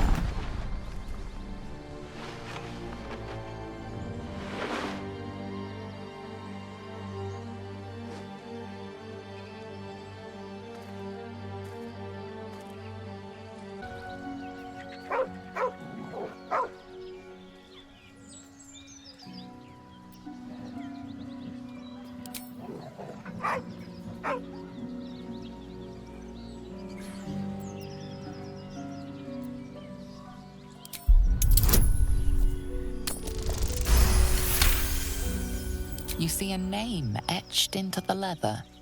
Scratch.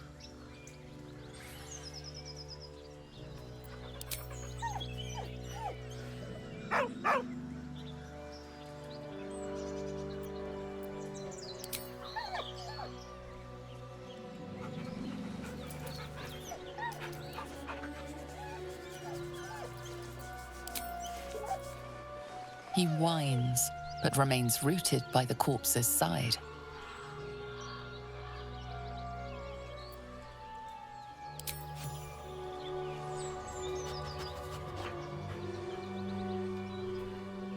A dead boar, but it doesn't look like it's been touched by scavengers.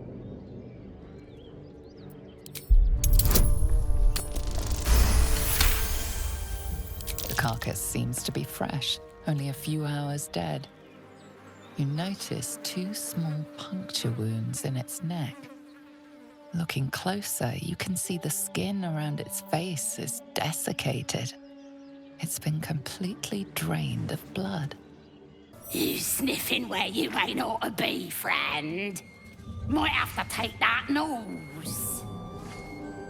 As the symbol glows, power courses through you. Authority.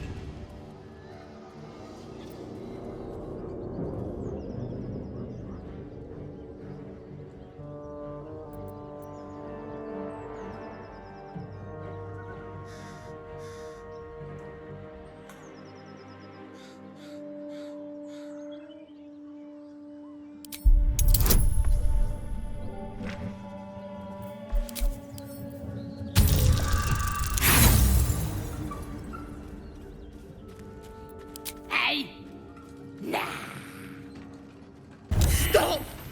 I give up! Mercy, please! I know things.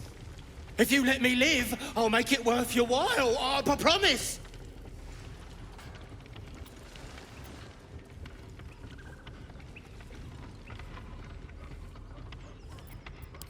All right!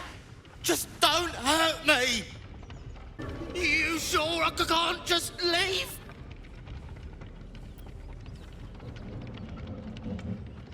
My lot are kept nearby. I can get you inside. No hassle. You can loot it, do whatever. There's a hidden path. Past the bridge into the camp. Over to the side before you reach the first guards. Easy.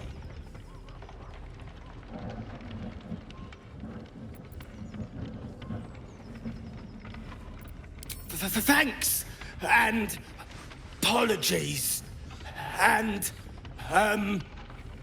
bye! Cut me loose! Free me and find out!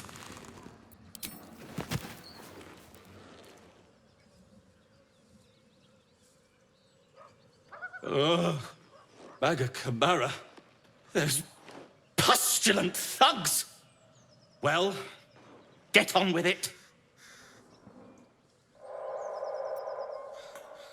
As expected, coercion by the book. Take my pack, if you can find it. The only reason those goblins caught me was its weight.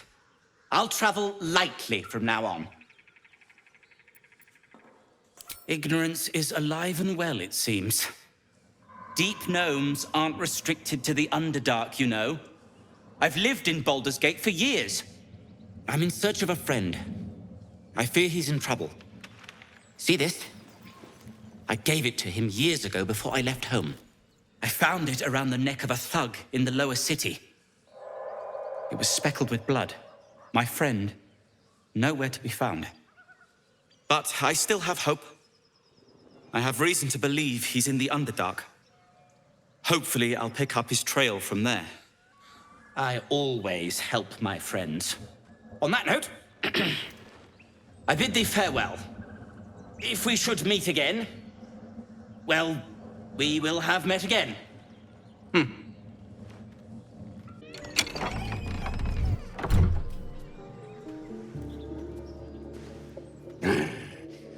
What the hell are you doing?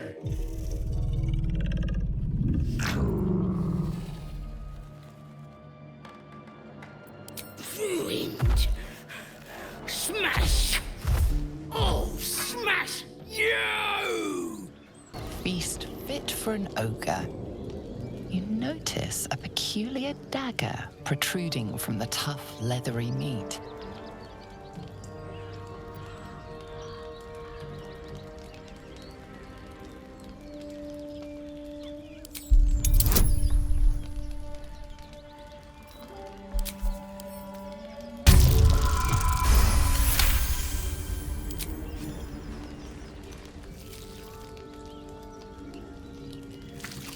cautious method pays off. The dagger glides smoothly out of the mystery meat.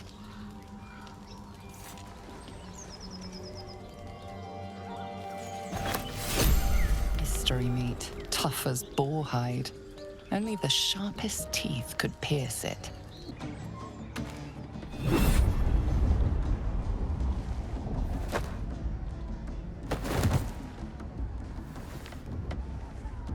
Hear my voice. Obey my command. The voice is irresistible. You recognize the overwhelming authority that you've used on others, only infinitely stronger. Your vision clouds, leaving you in a dark, featureless shadowscape. Nothingness in every direction. Then there are 3 figures before you. An armored male elf exuding power and command. A handsome younger man with a quick, easy smile. And a pale young woman with even paler eyes. These are my chosen. They speak for me. Aid their search for the weapon, and you will be worthy to stand beside them in my presence. The visions fade and the voice falters as a strange energy swells around you. The many-sided artifact. Somehow you understand it's repelling the presence. My power grows. My forces gather. The reckoning draws near. Gone. Just like that. That relic works in mysterious ways.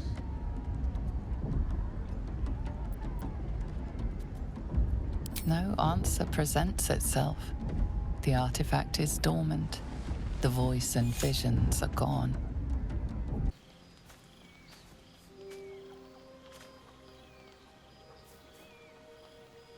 The air is heavy.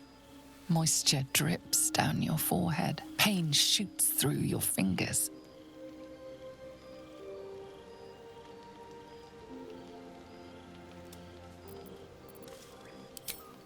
Your hands shake as they reach upward.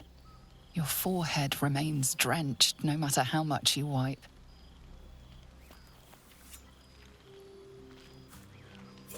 Chukil Gate Vlakith Mazathok! Can you feel it crawling through you? Tendrils squirming in your chest, gripping your heart, piercing your belly. Your bones popping, your flesh swelling. I can. I see it in you. I feel it in me. We are lost. I will be quick with my blade. First you, then the others, then myself. Your minds intertwine. You sense a touch of uncertainty, a touch of disgust.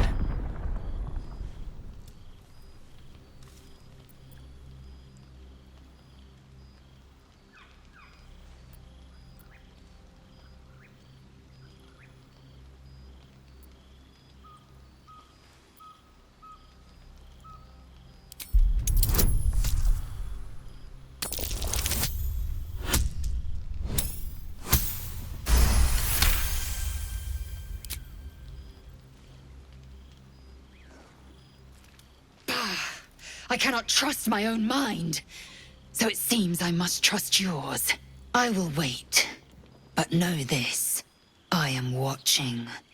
If the sickness does not pass come dawn, I will end us all.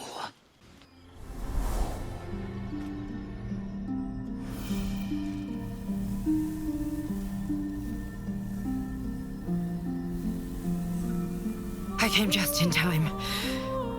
You are transforming.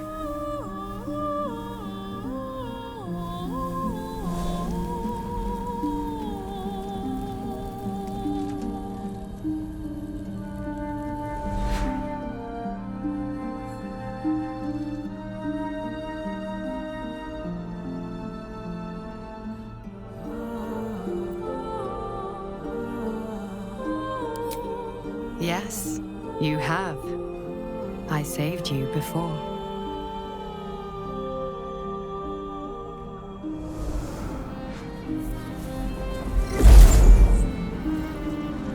And I'm here to save you again.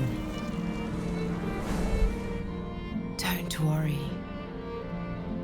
You will not become a mind flayer. Not while I'm around. I'll protect you.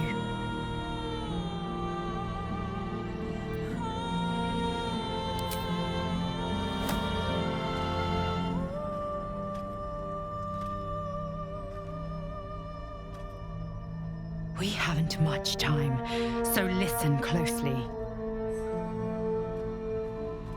There is great potential within you. It comes from that parasite. Your instinct is to resist the power it gives, but you must accept it, nurture it. I will keep it from consuming you, but for the sake of both of us, you must learn to wield it.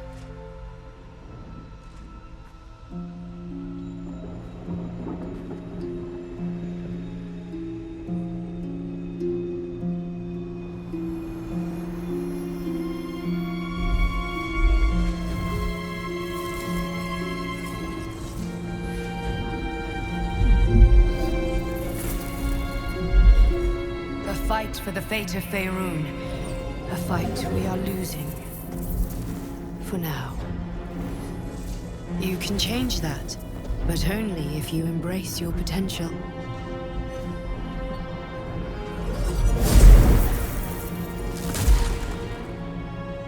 I have to go. The enemy is closing in. I will be back.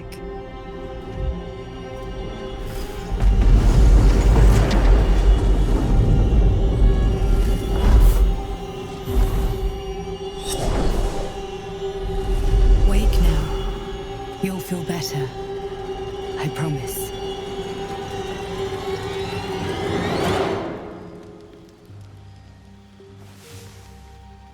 Did you have any strange dreams of late? Vivid ones? Damn. I was hoping my imagination had gotten the better of me. But this must be something more. This dream companion wanted me to use the tadpole, use its power. Whoever it was claimed to be an ally, but I don't know. It seems like we can't escape this mess, in the waking world or otherwise.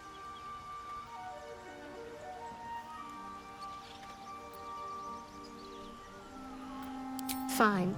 What's on your mind? I must admit, you've been a surprise. Besides, you saved my life aboard the Nautiloid. How can I do I know. I don't understand how exactly, but I felt it go to you. It's important. Keep it close.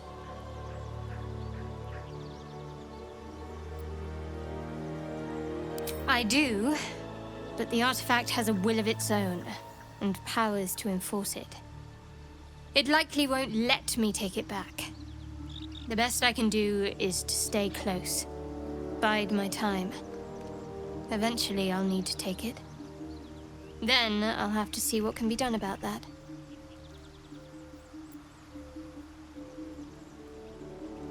I suppose, if we're going to keep helping each other, I might as well tell you. I was part of a group sent to retrieve it. Bring it to Baldur's Gate for our goddess. I worship Shah, the Mistress of the Night. It's my mission to deliver the artifact to her secret cloister in Baldur's Gate. It hurts. Now that you have the truth, please don't make a big fuss about it.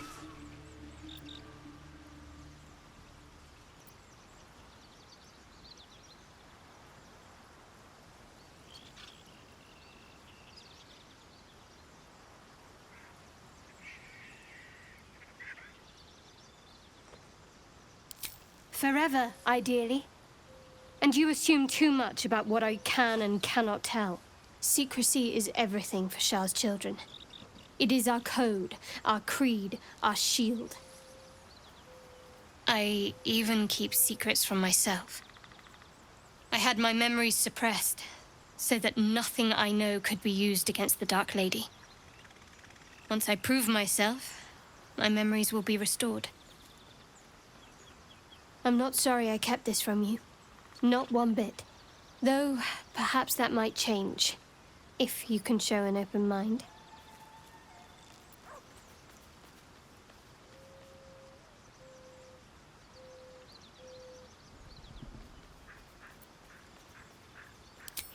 Don't thank me.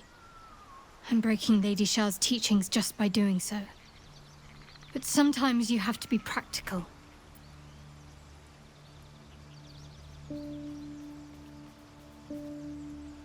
The wound on my hand. It never quite heals.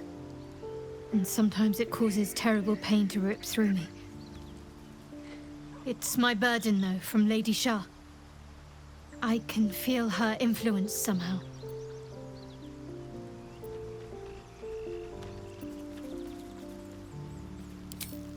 I cannot say. Not with what I can recall. But even then, it would not be for me to question her will. Lady Shah has her reasons.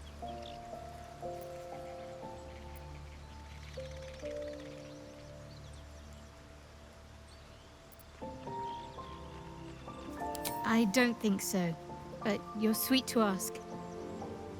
Maybe just be patient the next time you see me wince or cry out. It'll pass quickly enough. It always does. Pain is sacred to followers of Lady Shah. Pain will give way to loss and then to the peace of her eternal darkness. You can tolerate a great deal of suffering so long as it has meaning.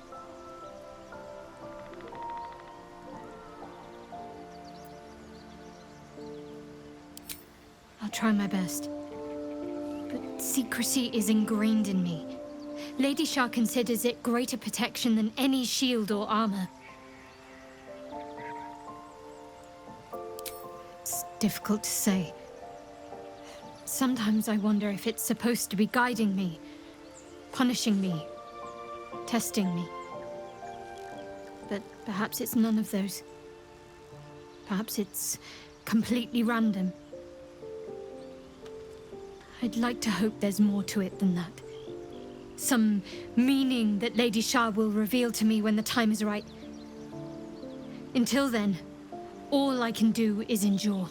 Shah's blessings upon you. I'm sure you do. But please try to understand that it's not something I can just talk about freely.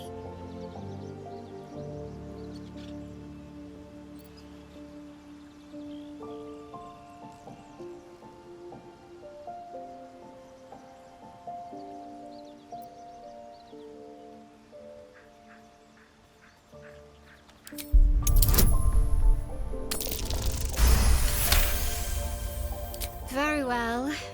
Perhaps there's potential in you. Let's see how you handle this.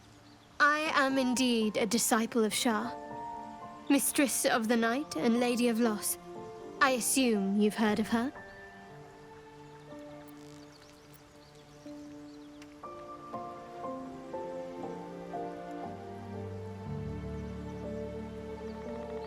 Curious. Most are afraid of my lady. I think I did well by joining you. Most agreeable company.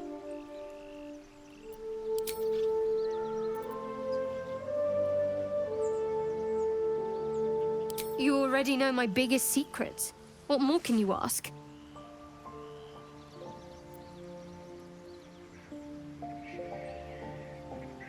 She took me in when no one else would. Without her, I wouldn't be alive. She's my mother. She nurtures me, cares for me, loves me. Don't believe the lies the Selûnites tell.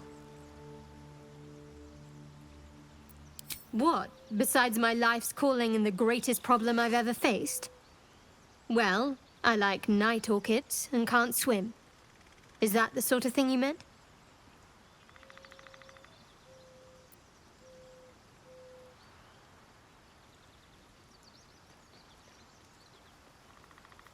It's a deal. I can't. Quite literally, I mean. With my memories suppressed, I can't betray Shah's secrets. But I can't remember much of myself either. If I manage to return to Baldur's Gate and fulfill Shah's mission, then my memories will be restored. Of course. It is an act of faith, not to be undertaken lightly. Shah will reward me when I succeed. Glick. I had a dream. As we all did, I suspect. Someone came to me and promised to protect me, while claiming that the parasite could empower me. The parasite has taken root, it would seem. Every word, every promise, it is gate deception.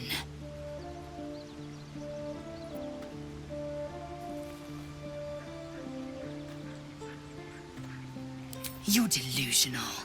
I'd sooner trust a night hag than a strange figure bearing dream gifts. I had the strangest dream last night. There was a visitor promising me protection and all sorts of delicious powers from the parasites in our heads. Given our shared affliction, I suppose you had a similar dream.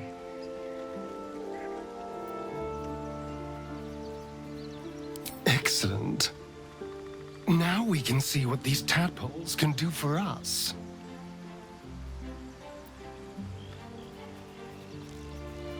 Exactly. Waste not, want not. Even when it comes to mind flayer parasites. Now, was there anything else? The goblins still infest the roads. As long as their leaders live, Zevlor's people are trapped. My apologies. Huh. Not quite myself just yet. I had the strangest dream last night. A visitor came to me.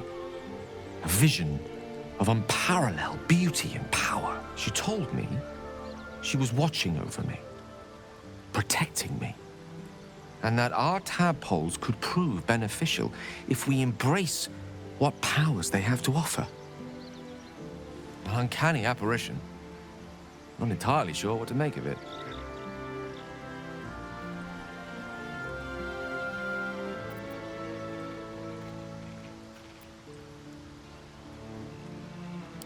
Very curious. In all my readings on the effects of illithid parasites, I've never come across any accounts of correlating dreams between infected parties. Another unique quality of our predicament, perhaps. Are you inclined to take these visitors at their word?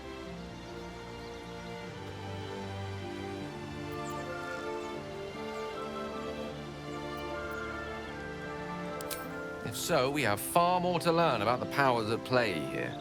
Our ignorance as to the exact nature and intent of our saviors is hardly cause for celebration. I hope your confidence proves well-founded. God knows we could use all the help we can get.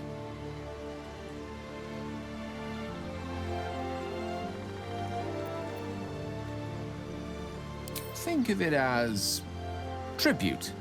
The kind a king might pay to a more powerful neighbor to avoid invasion. As long as I pay, there will be peace.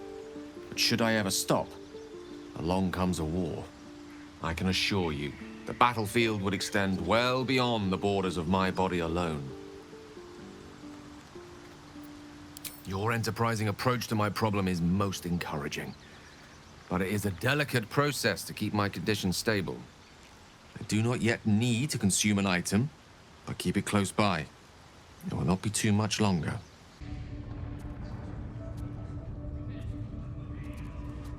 My, what manner of place is this? A path to redemption? Or a road to damnation? Hard to say, for your journey is just beginning. What would suit the occasion? The words to a lullaby, perhaps? The mouse smiled brightly. It outfoxed the cat. Then down came the claw. And that, love, was that. They do know how to write them in Cormier, don't they? Well met, I am Raphael, very much at your service.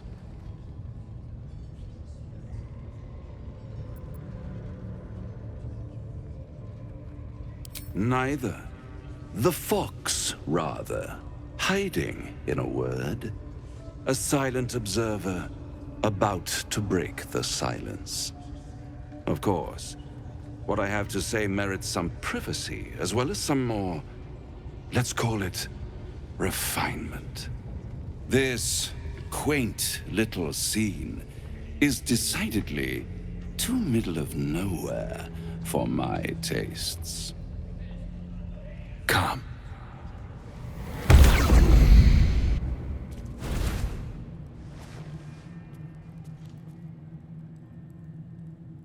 There, middle of somewhere.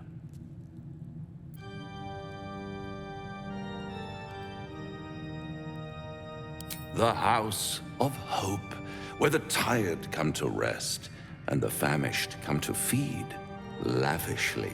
Go on, partake, enjoy your supper. After all, it might just be your last.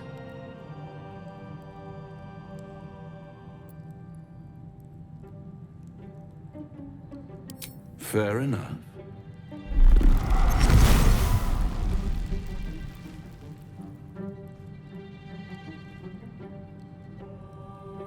What's better than a devil you don't know? A devil you do. Am I a friend? Potentially. An adversary? Conceivably. But a savior? That's for certain.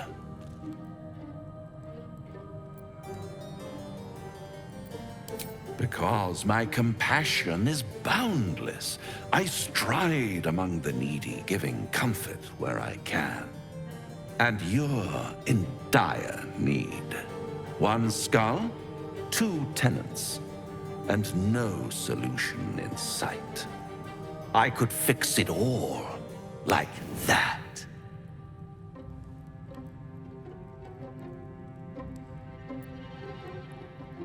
And what is madness but a denial of reality? Still, I've a feeling you'll change your mind before it's changed for you. Try to cure yourself, shop around, beg, borrow, and steal. Exhaust every possibility until none are left.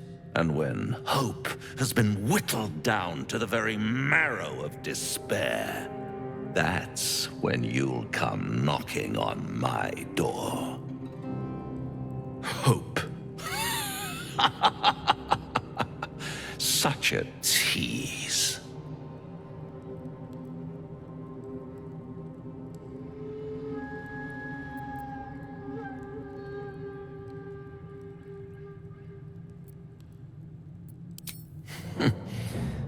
I've always wondered what a laughing mind flayer sounds like. All those pretty little symptoms, sundering skin, dissolving guts, they haven't manifested yet, have they? One might say you're a paragon of luck. I'll be there when it runs out. Now here's somebody special. The Absolute has touched you, hasn't she? Priestess Gut needs to touch you too. Hold out your arms so I can mark your flesh. A priestess. One of the leaders, no doubt about it. Let's make her squeal. What's that?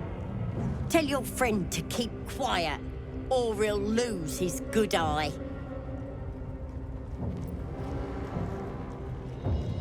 Ready for the fire, are ya?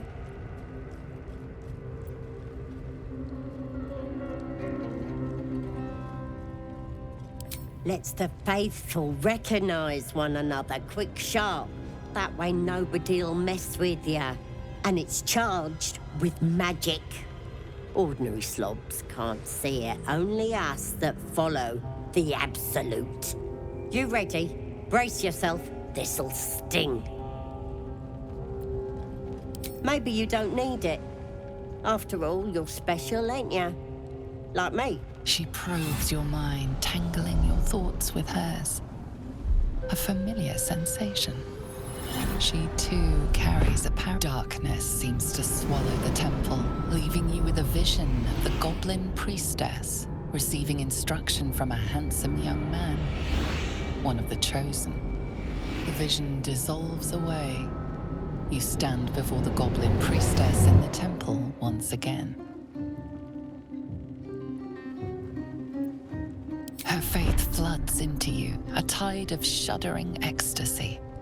Her tadpole nestles within that mania, secure, hidden. I feel you in there, digging around. Works both ways. And I saw some weird shadows swimming around in your head just now. Maybe I can help with that. Us true souls gotta look out for one another.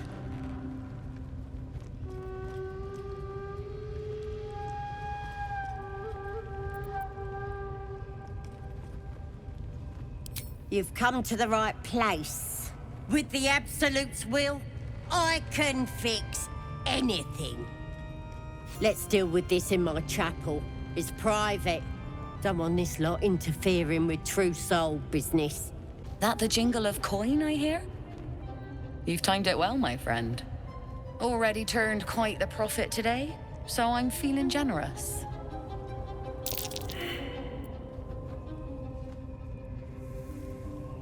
You joking? Goblins sell the best prisoners. Cheap, quiet, and eager to be elsewhere. Till this crowd converted and started sending their captives to Moonrise Towers, at least. No complaints, mind. I just sold enough smoke powder to cover the loss 10 times over.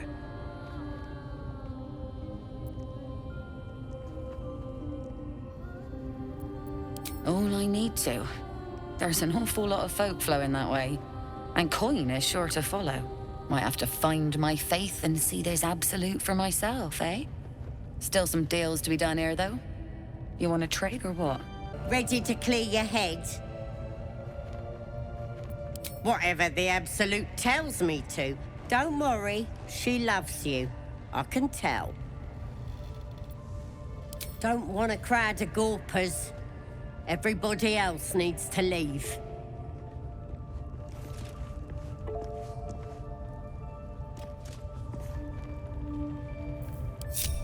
I'm ready.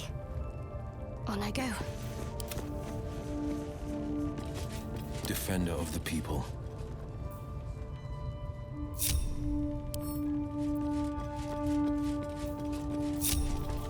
There's no time to waste. Looking ahead. Ready to clear your head? Smart. All you need to do is open yourself to the Absolute. And I'll do the rest. Don't want anyone peeping on private matters, so... There we go. Secret and safe. Well, secret. Psionic feelers creep across your mind, like a pickpocket's fingers seeking flaws in fabric. It's all slippery in there. What are you hiding?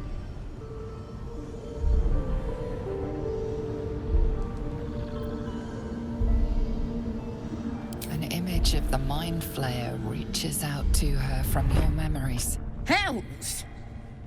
We need to fish that thing out before it eats any important parts of your brain.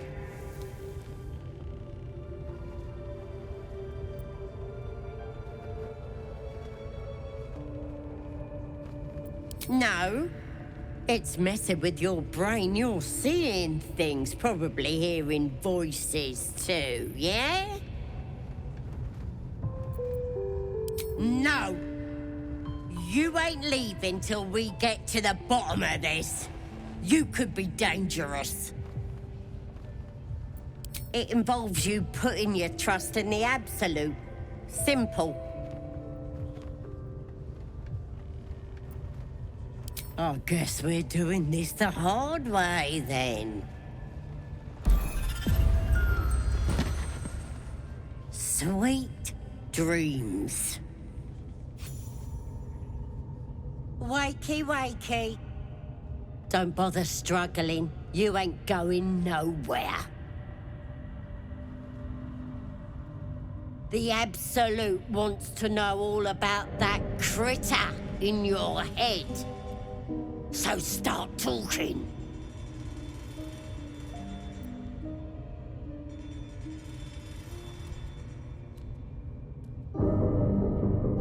I know that much.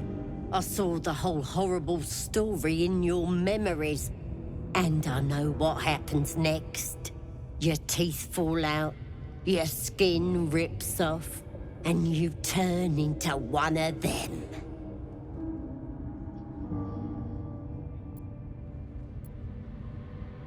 Lies! I'm stronger than ever, and I've got the Absolute on my side. But you're on your own. Nothing more than a skin suit for that monster inside you. You're gonna be my new pet. A ferocious squiddy.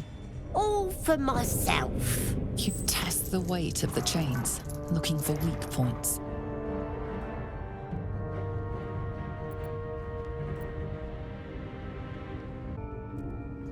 Open your papers, freak. It's time. You should be sprouting tentacles by now. But you're still the same kind of ugly you always was. Disappointing not to have my own squiddy. But your giblets will make for a tasty supper.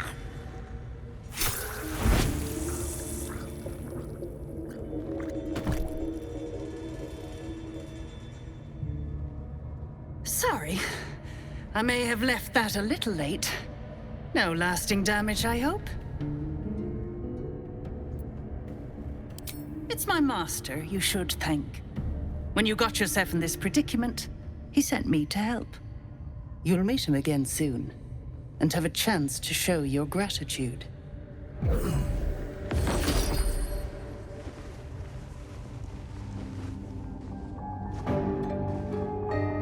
In the meantime, try not to get yourself killed. I won't always be watching.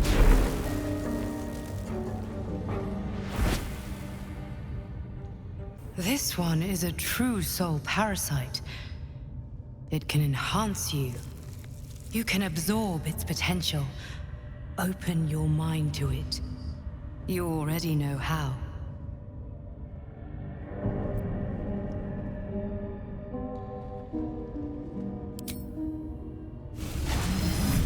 Your mind swells as it subsumes everything the tadpole has to offer. Everything it was and everything it was destined to be. Pure potential. Pure power. Good. You have grown your power and improved your chances of survival. Shugan al Shukok, Otasho Kek Dos! I command you, corpse. Speak. Reveal truth to the Absolute! By Vlaakith's blade, a geich. Nothing. Must be reading it wrong. Shugan al Shukok. This is the big boss. Strike him down. The hobgoblin turns to you, and the parasite squirms in your skull. You taste the ale on his tongue, and the bile in his soul. The visions cloud your inner eye for a brief moment once again. You see the hobgoblin bowing before the armored elf you'd glimpsed before. The elf speaks of the hunt for a great weapon, and the rewards that will go to whoever finds it. The hobgoblin's eyes gleam hungrily. If it isn't another true soul. He doesn't speak his next words, yet they still rattle your skull from within. You ever talk to a dead squid? Now's your chance.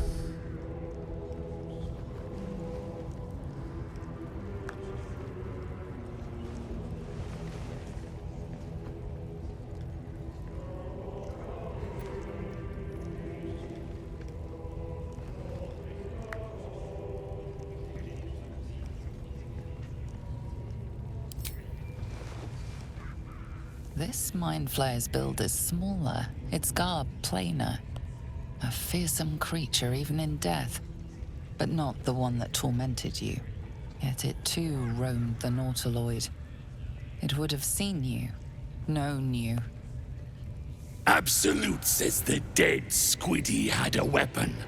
I reckon the killer nabbed it and scooted off to that looter camp. We find who killed it, and we find who took that weapon. So settle in. You feel Shadowheart's anxiety. The weapon the Absolute seeks. It's the artifact that she carries. The same one that protected you as you entered the goblin camp. Her mind focuses.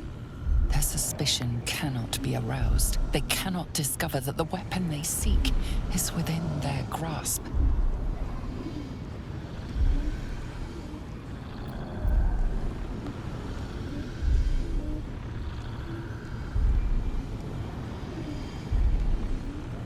Heretic! No! Please! Oh, don't hurt me!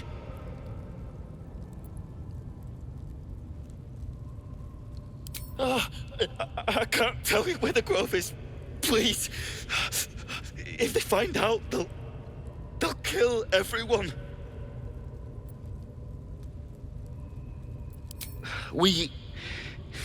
I was with a group of adventurers.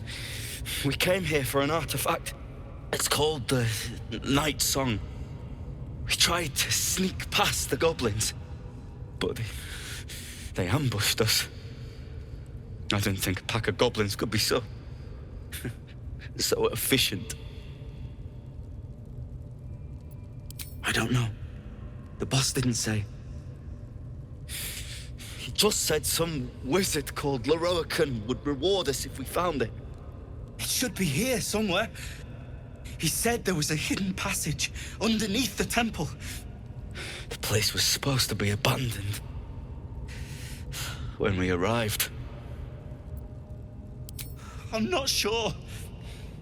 All I know is there's a passageway to the Night Song. Brian had instructions, but the goblins got him. They said they'd eat him. Please, free me. You don't need me anymore. Halsin, I don't know. He changed into a bear, but I lost sight of him. I don't know if he's still alive. That's all I know. Please, get me out of here.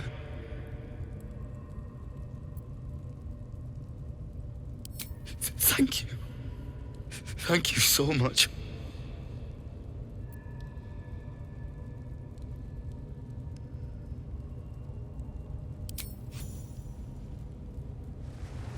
The lock clicks and opens.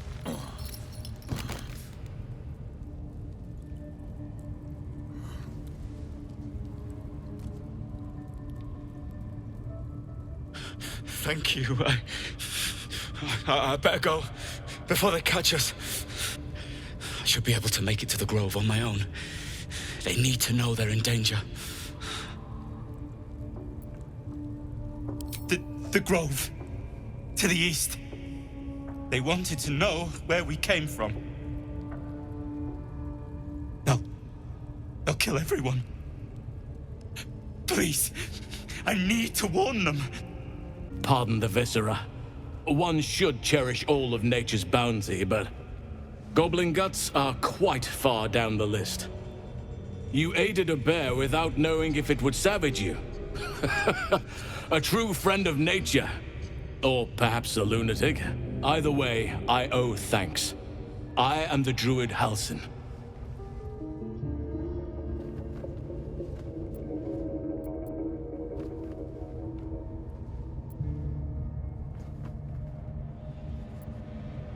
I am aware. I foolishly left it vulnerable to this rabble. There's work to be done.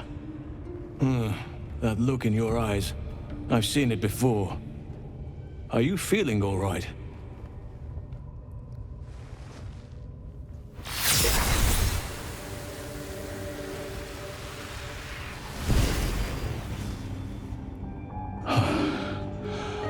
Oak Father preserve you, child. You're infected, aren't you? The Mind Flayer's spawn.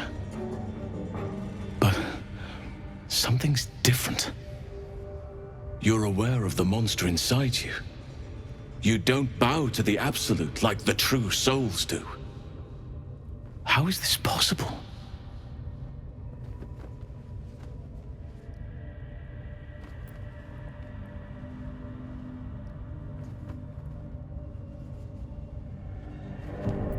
Perhaps.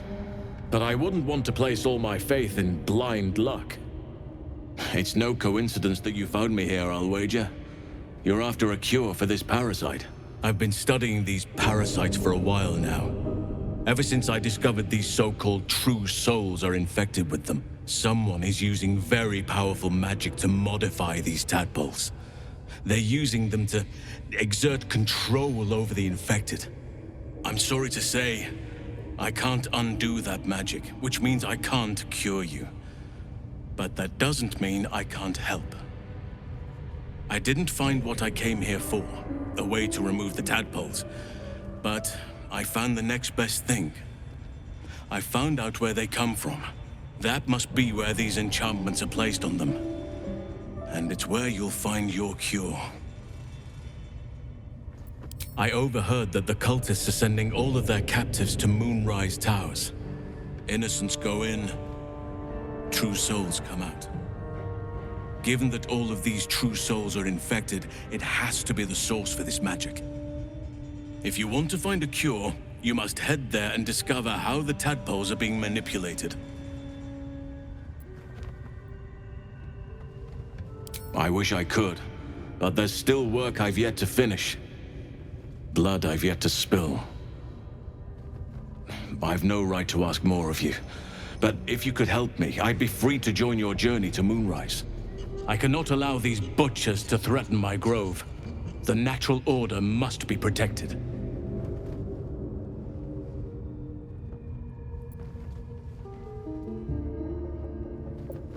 My thanks. If you prevail, I'll owe you the debt of a lifetime. Rare is the beast that survives decapitation. Help me eliminate the Drow Minthara, the Hobgoblin Draw Ragslin, and that perversion of a priestess, Gut. They are the ones holding these parasites together. Remove them, and nature will cure itself.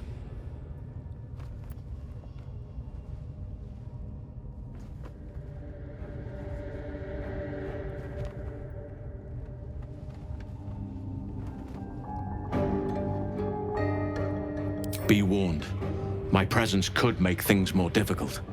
I can only restrain my bear form so much. I won't be able to help but attack goblins. If I join you, we'll likely have to slaughter this entire place. You may want to use discretion when approaching the goblin leaders. So be it. May Sylvanas lend us nature's fury. You did it! You actually did it! The leader's dead! Praise Sylvanas. No, that's not right. Praise you, my friend. The Grove owes you a debt beyond measure. Killing's never my first choice, but those three were too dangerous to leave alive.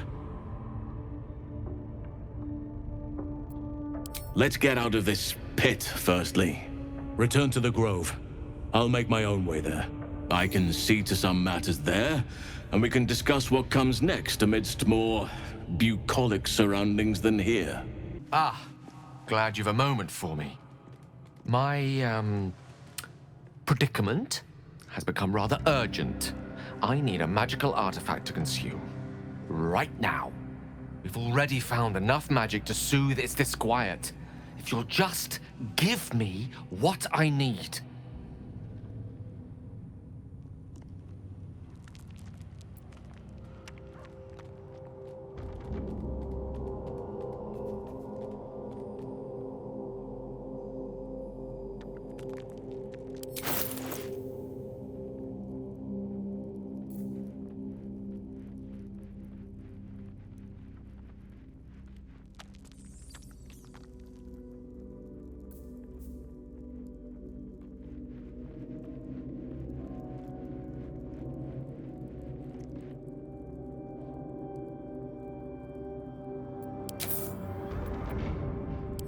Thank you.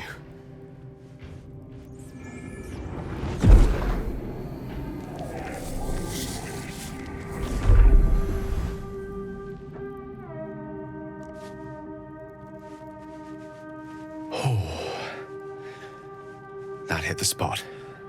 I can feel it work. The magic, it's like a lullaby that sings to sleep the demon inside. A metaphorical demon, I haste to point out, but no less dangerous. And no less bound to wake up again to continue its ravages. Such is the nature of all monsters.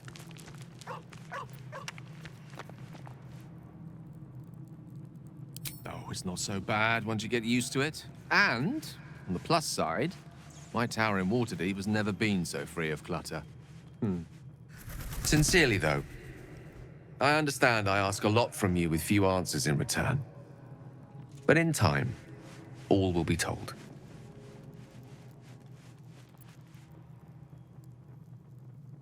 My lord, I bow to your boundless kindness. So, Gale just consumes magical items like I do wine. We truly are a group apart. Nevertheless, as quirks go, that's a new one for me. Fine. What's on your mind? I suppose some would commend our actions. Goblins would have razed that whole place to nothing if it weren't for us. No excuse to rest on our laurels, though. We've still got our own problems to contend with. I don't think I've ever had a confidant quite like you. And if I have, I can't remember them.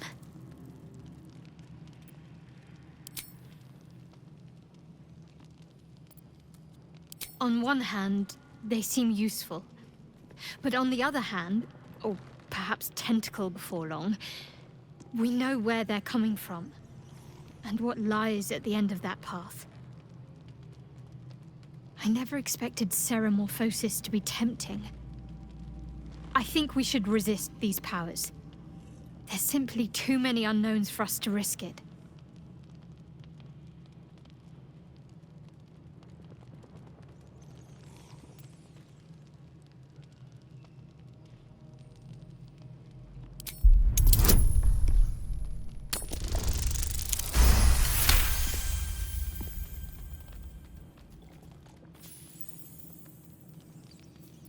Well, perhaps you have a point. Fine. Let's explore these powers then. I just hope we don't come to regret it. Gale slurped that thing up like a horse with a carrot. I hope he got what he needed from it. He brings to mind a story. The Devil with the Silver Tongue. An old fairy tale my father read to me. The kind with a hero, a villain, and a moral. A farmer made a deal with the devil, so the story goes. In exchange for the farmer's dearest fruit, the devil granted him a bottomless coin purse. The farmer's dearest fruit, naturally, was no apple nor peach, but his beloved daughter. We can learn a lot from fairy tales, don't you think?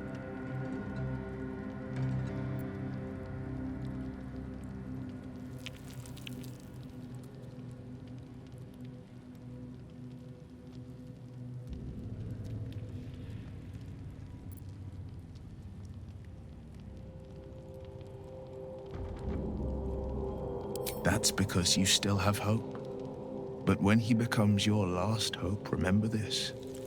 He'll require of you only what you're least ready to part with, and then require more still. You might think you'd give up anything for a cure, but the devil won't take just anything. He'll take everything.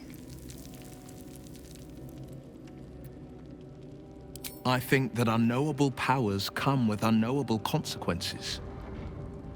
I can't say I'm not curious, but once you take an illithid by the talon, there's no telling how deep into the abyss it might drag you.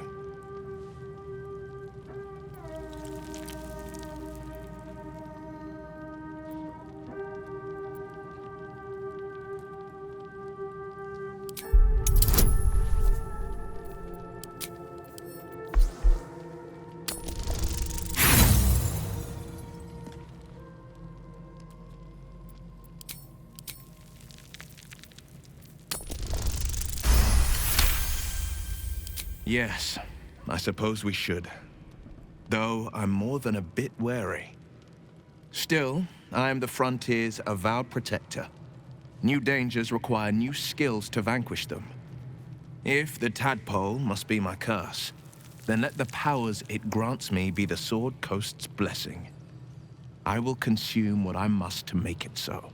I've known people who are hungry for power, but Gale takes it a bit too literally for my liking. I wonder how he does it. Why he does it. I'm sure all will be revealed in time, but I don't like it. A waste of perfectly good treasure. Who knows? Drow? Mind flayers? Death? Hopefully not ours. But maybe answers. If we can convince the right people to talk. Gale is positively voracious. Well, let him suck up all the magic he needs, as long as he doesn't snack on a Githyanki's silver sword.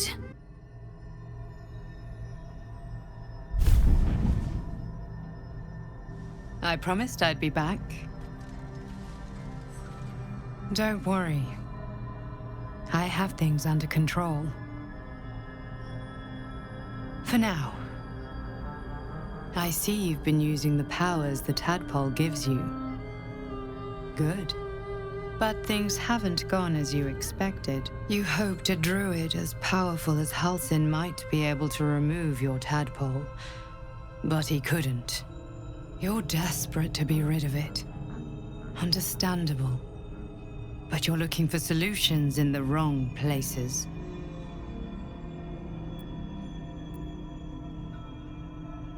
It's complicated. But I'm an adventurer, just like you. Just like you, I was infected with a mind flayer parasite. Just like you, I seek to be free of it. But to do that, we'll need to think beyond local healers. Your parasite is unusual. It is wrapped in magic that prevents its removal. Until the source of the tadpole's magic is destroyed, any attempt to remove it will kill you. You were lucky that Halsin knew this. His instincts are right. The parasites are merely a symptom of a greater sickness in Faerun.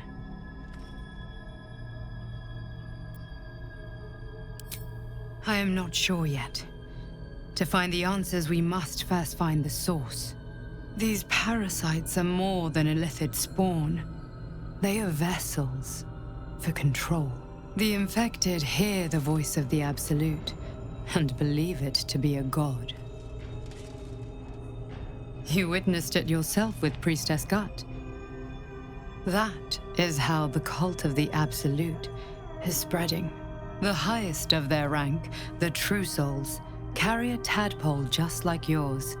It is how they receive their orders. It is what makes them obey. When the order to transform is given, it will not be a matter of days.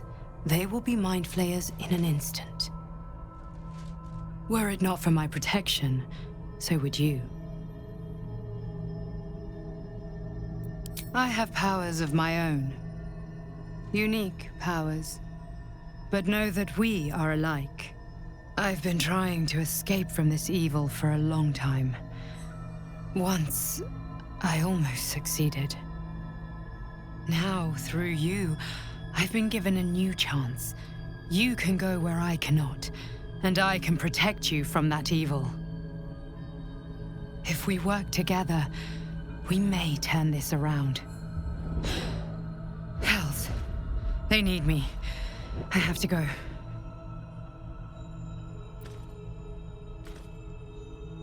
The power I used to protect you, I stole it from someone. They want it back. I will hold them off for as long as I can, but sooner or later I will be worn down.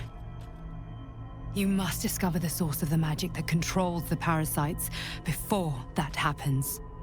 The cultists are gathering at Moonrise Towers. Use the powers your parasite gives you to convince them you are one of them. And when you find the source of their magic, destroy it. Go, Our freedom depends on it. Another dream. Another order from that dubious visitor. It announced that we will find the answers we seek in the Absolute Cultist's lair, and offered another generous gift. A persuasive creature. It tempts us with power, expresses its admiration, its adoration. Avert your eyes whenever it appears, and do not avail yourself of this new power, no matter how alluring. You've no idea what damage it could do to us, how far into illithid madness it could drag us.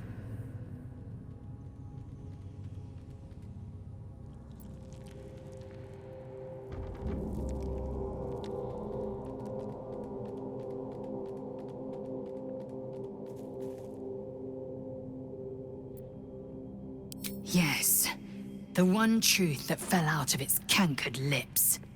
There will come a battle, but it will be one with swords, not mind games born of brainworms.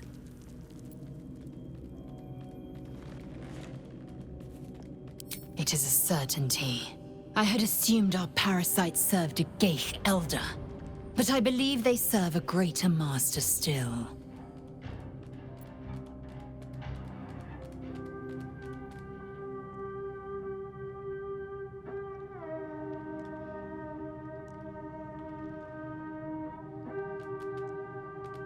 A question that burns in my belly day and night. Elders and collectives abide by their own tenets.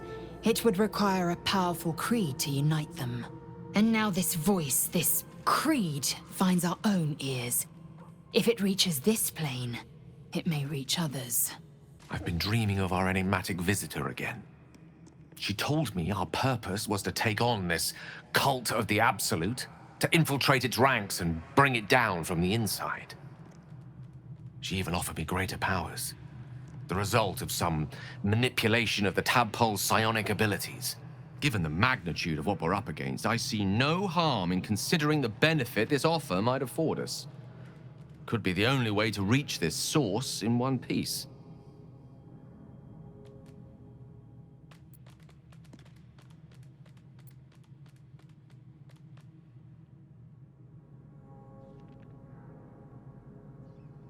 As existential evils go, the Absolute certainly seems an adversary worth halting in its tracks. Any opportunities for us to indulge our tadpole's capabilities are hardly on the same scale. Trifles, when one considers the bigger picture. I had another visit from that dream figure. I take it you did too. It claims that if we infiltrate the heart of the cult that's giving out these parasites, we'll find the answers we're looking for. It gave me another gift, too. Just like it did the first time it appeared. Rather generous, if you ask me. And if that fails, then there's always killing them quietly. Now, was there anything else? I had another dream last night. The visitor came to me and ordered me to penetrate the heart of the very cult that's spreading the infection. It gave me a tadpole gift, too. Just like it did the first time it appeared. I suppose it hoped this would help. At first, I thought we should avoid these gifts no matter what advantage we gain. And yet, I can't help recall the words of my father. The best plan is the one that works. These powers could be enough to edge us towards victory.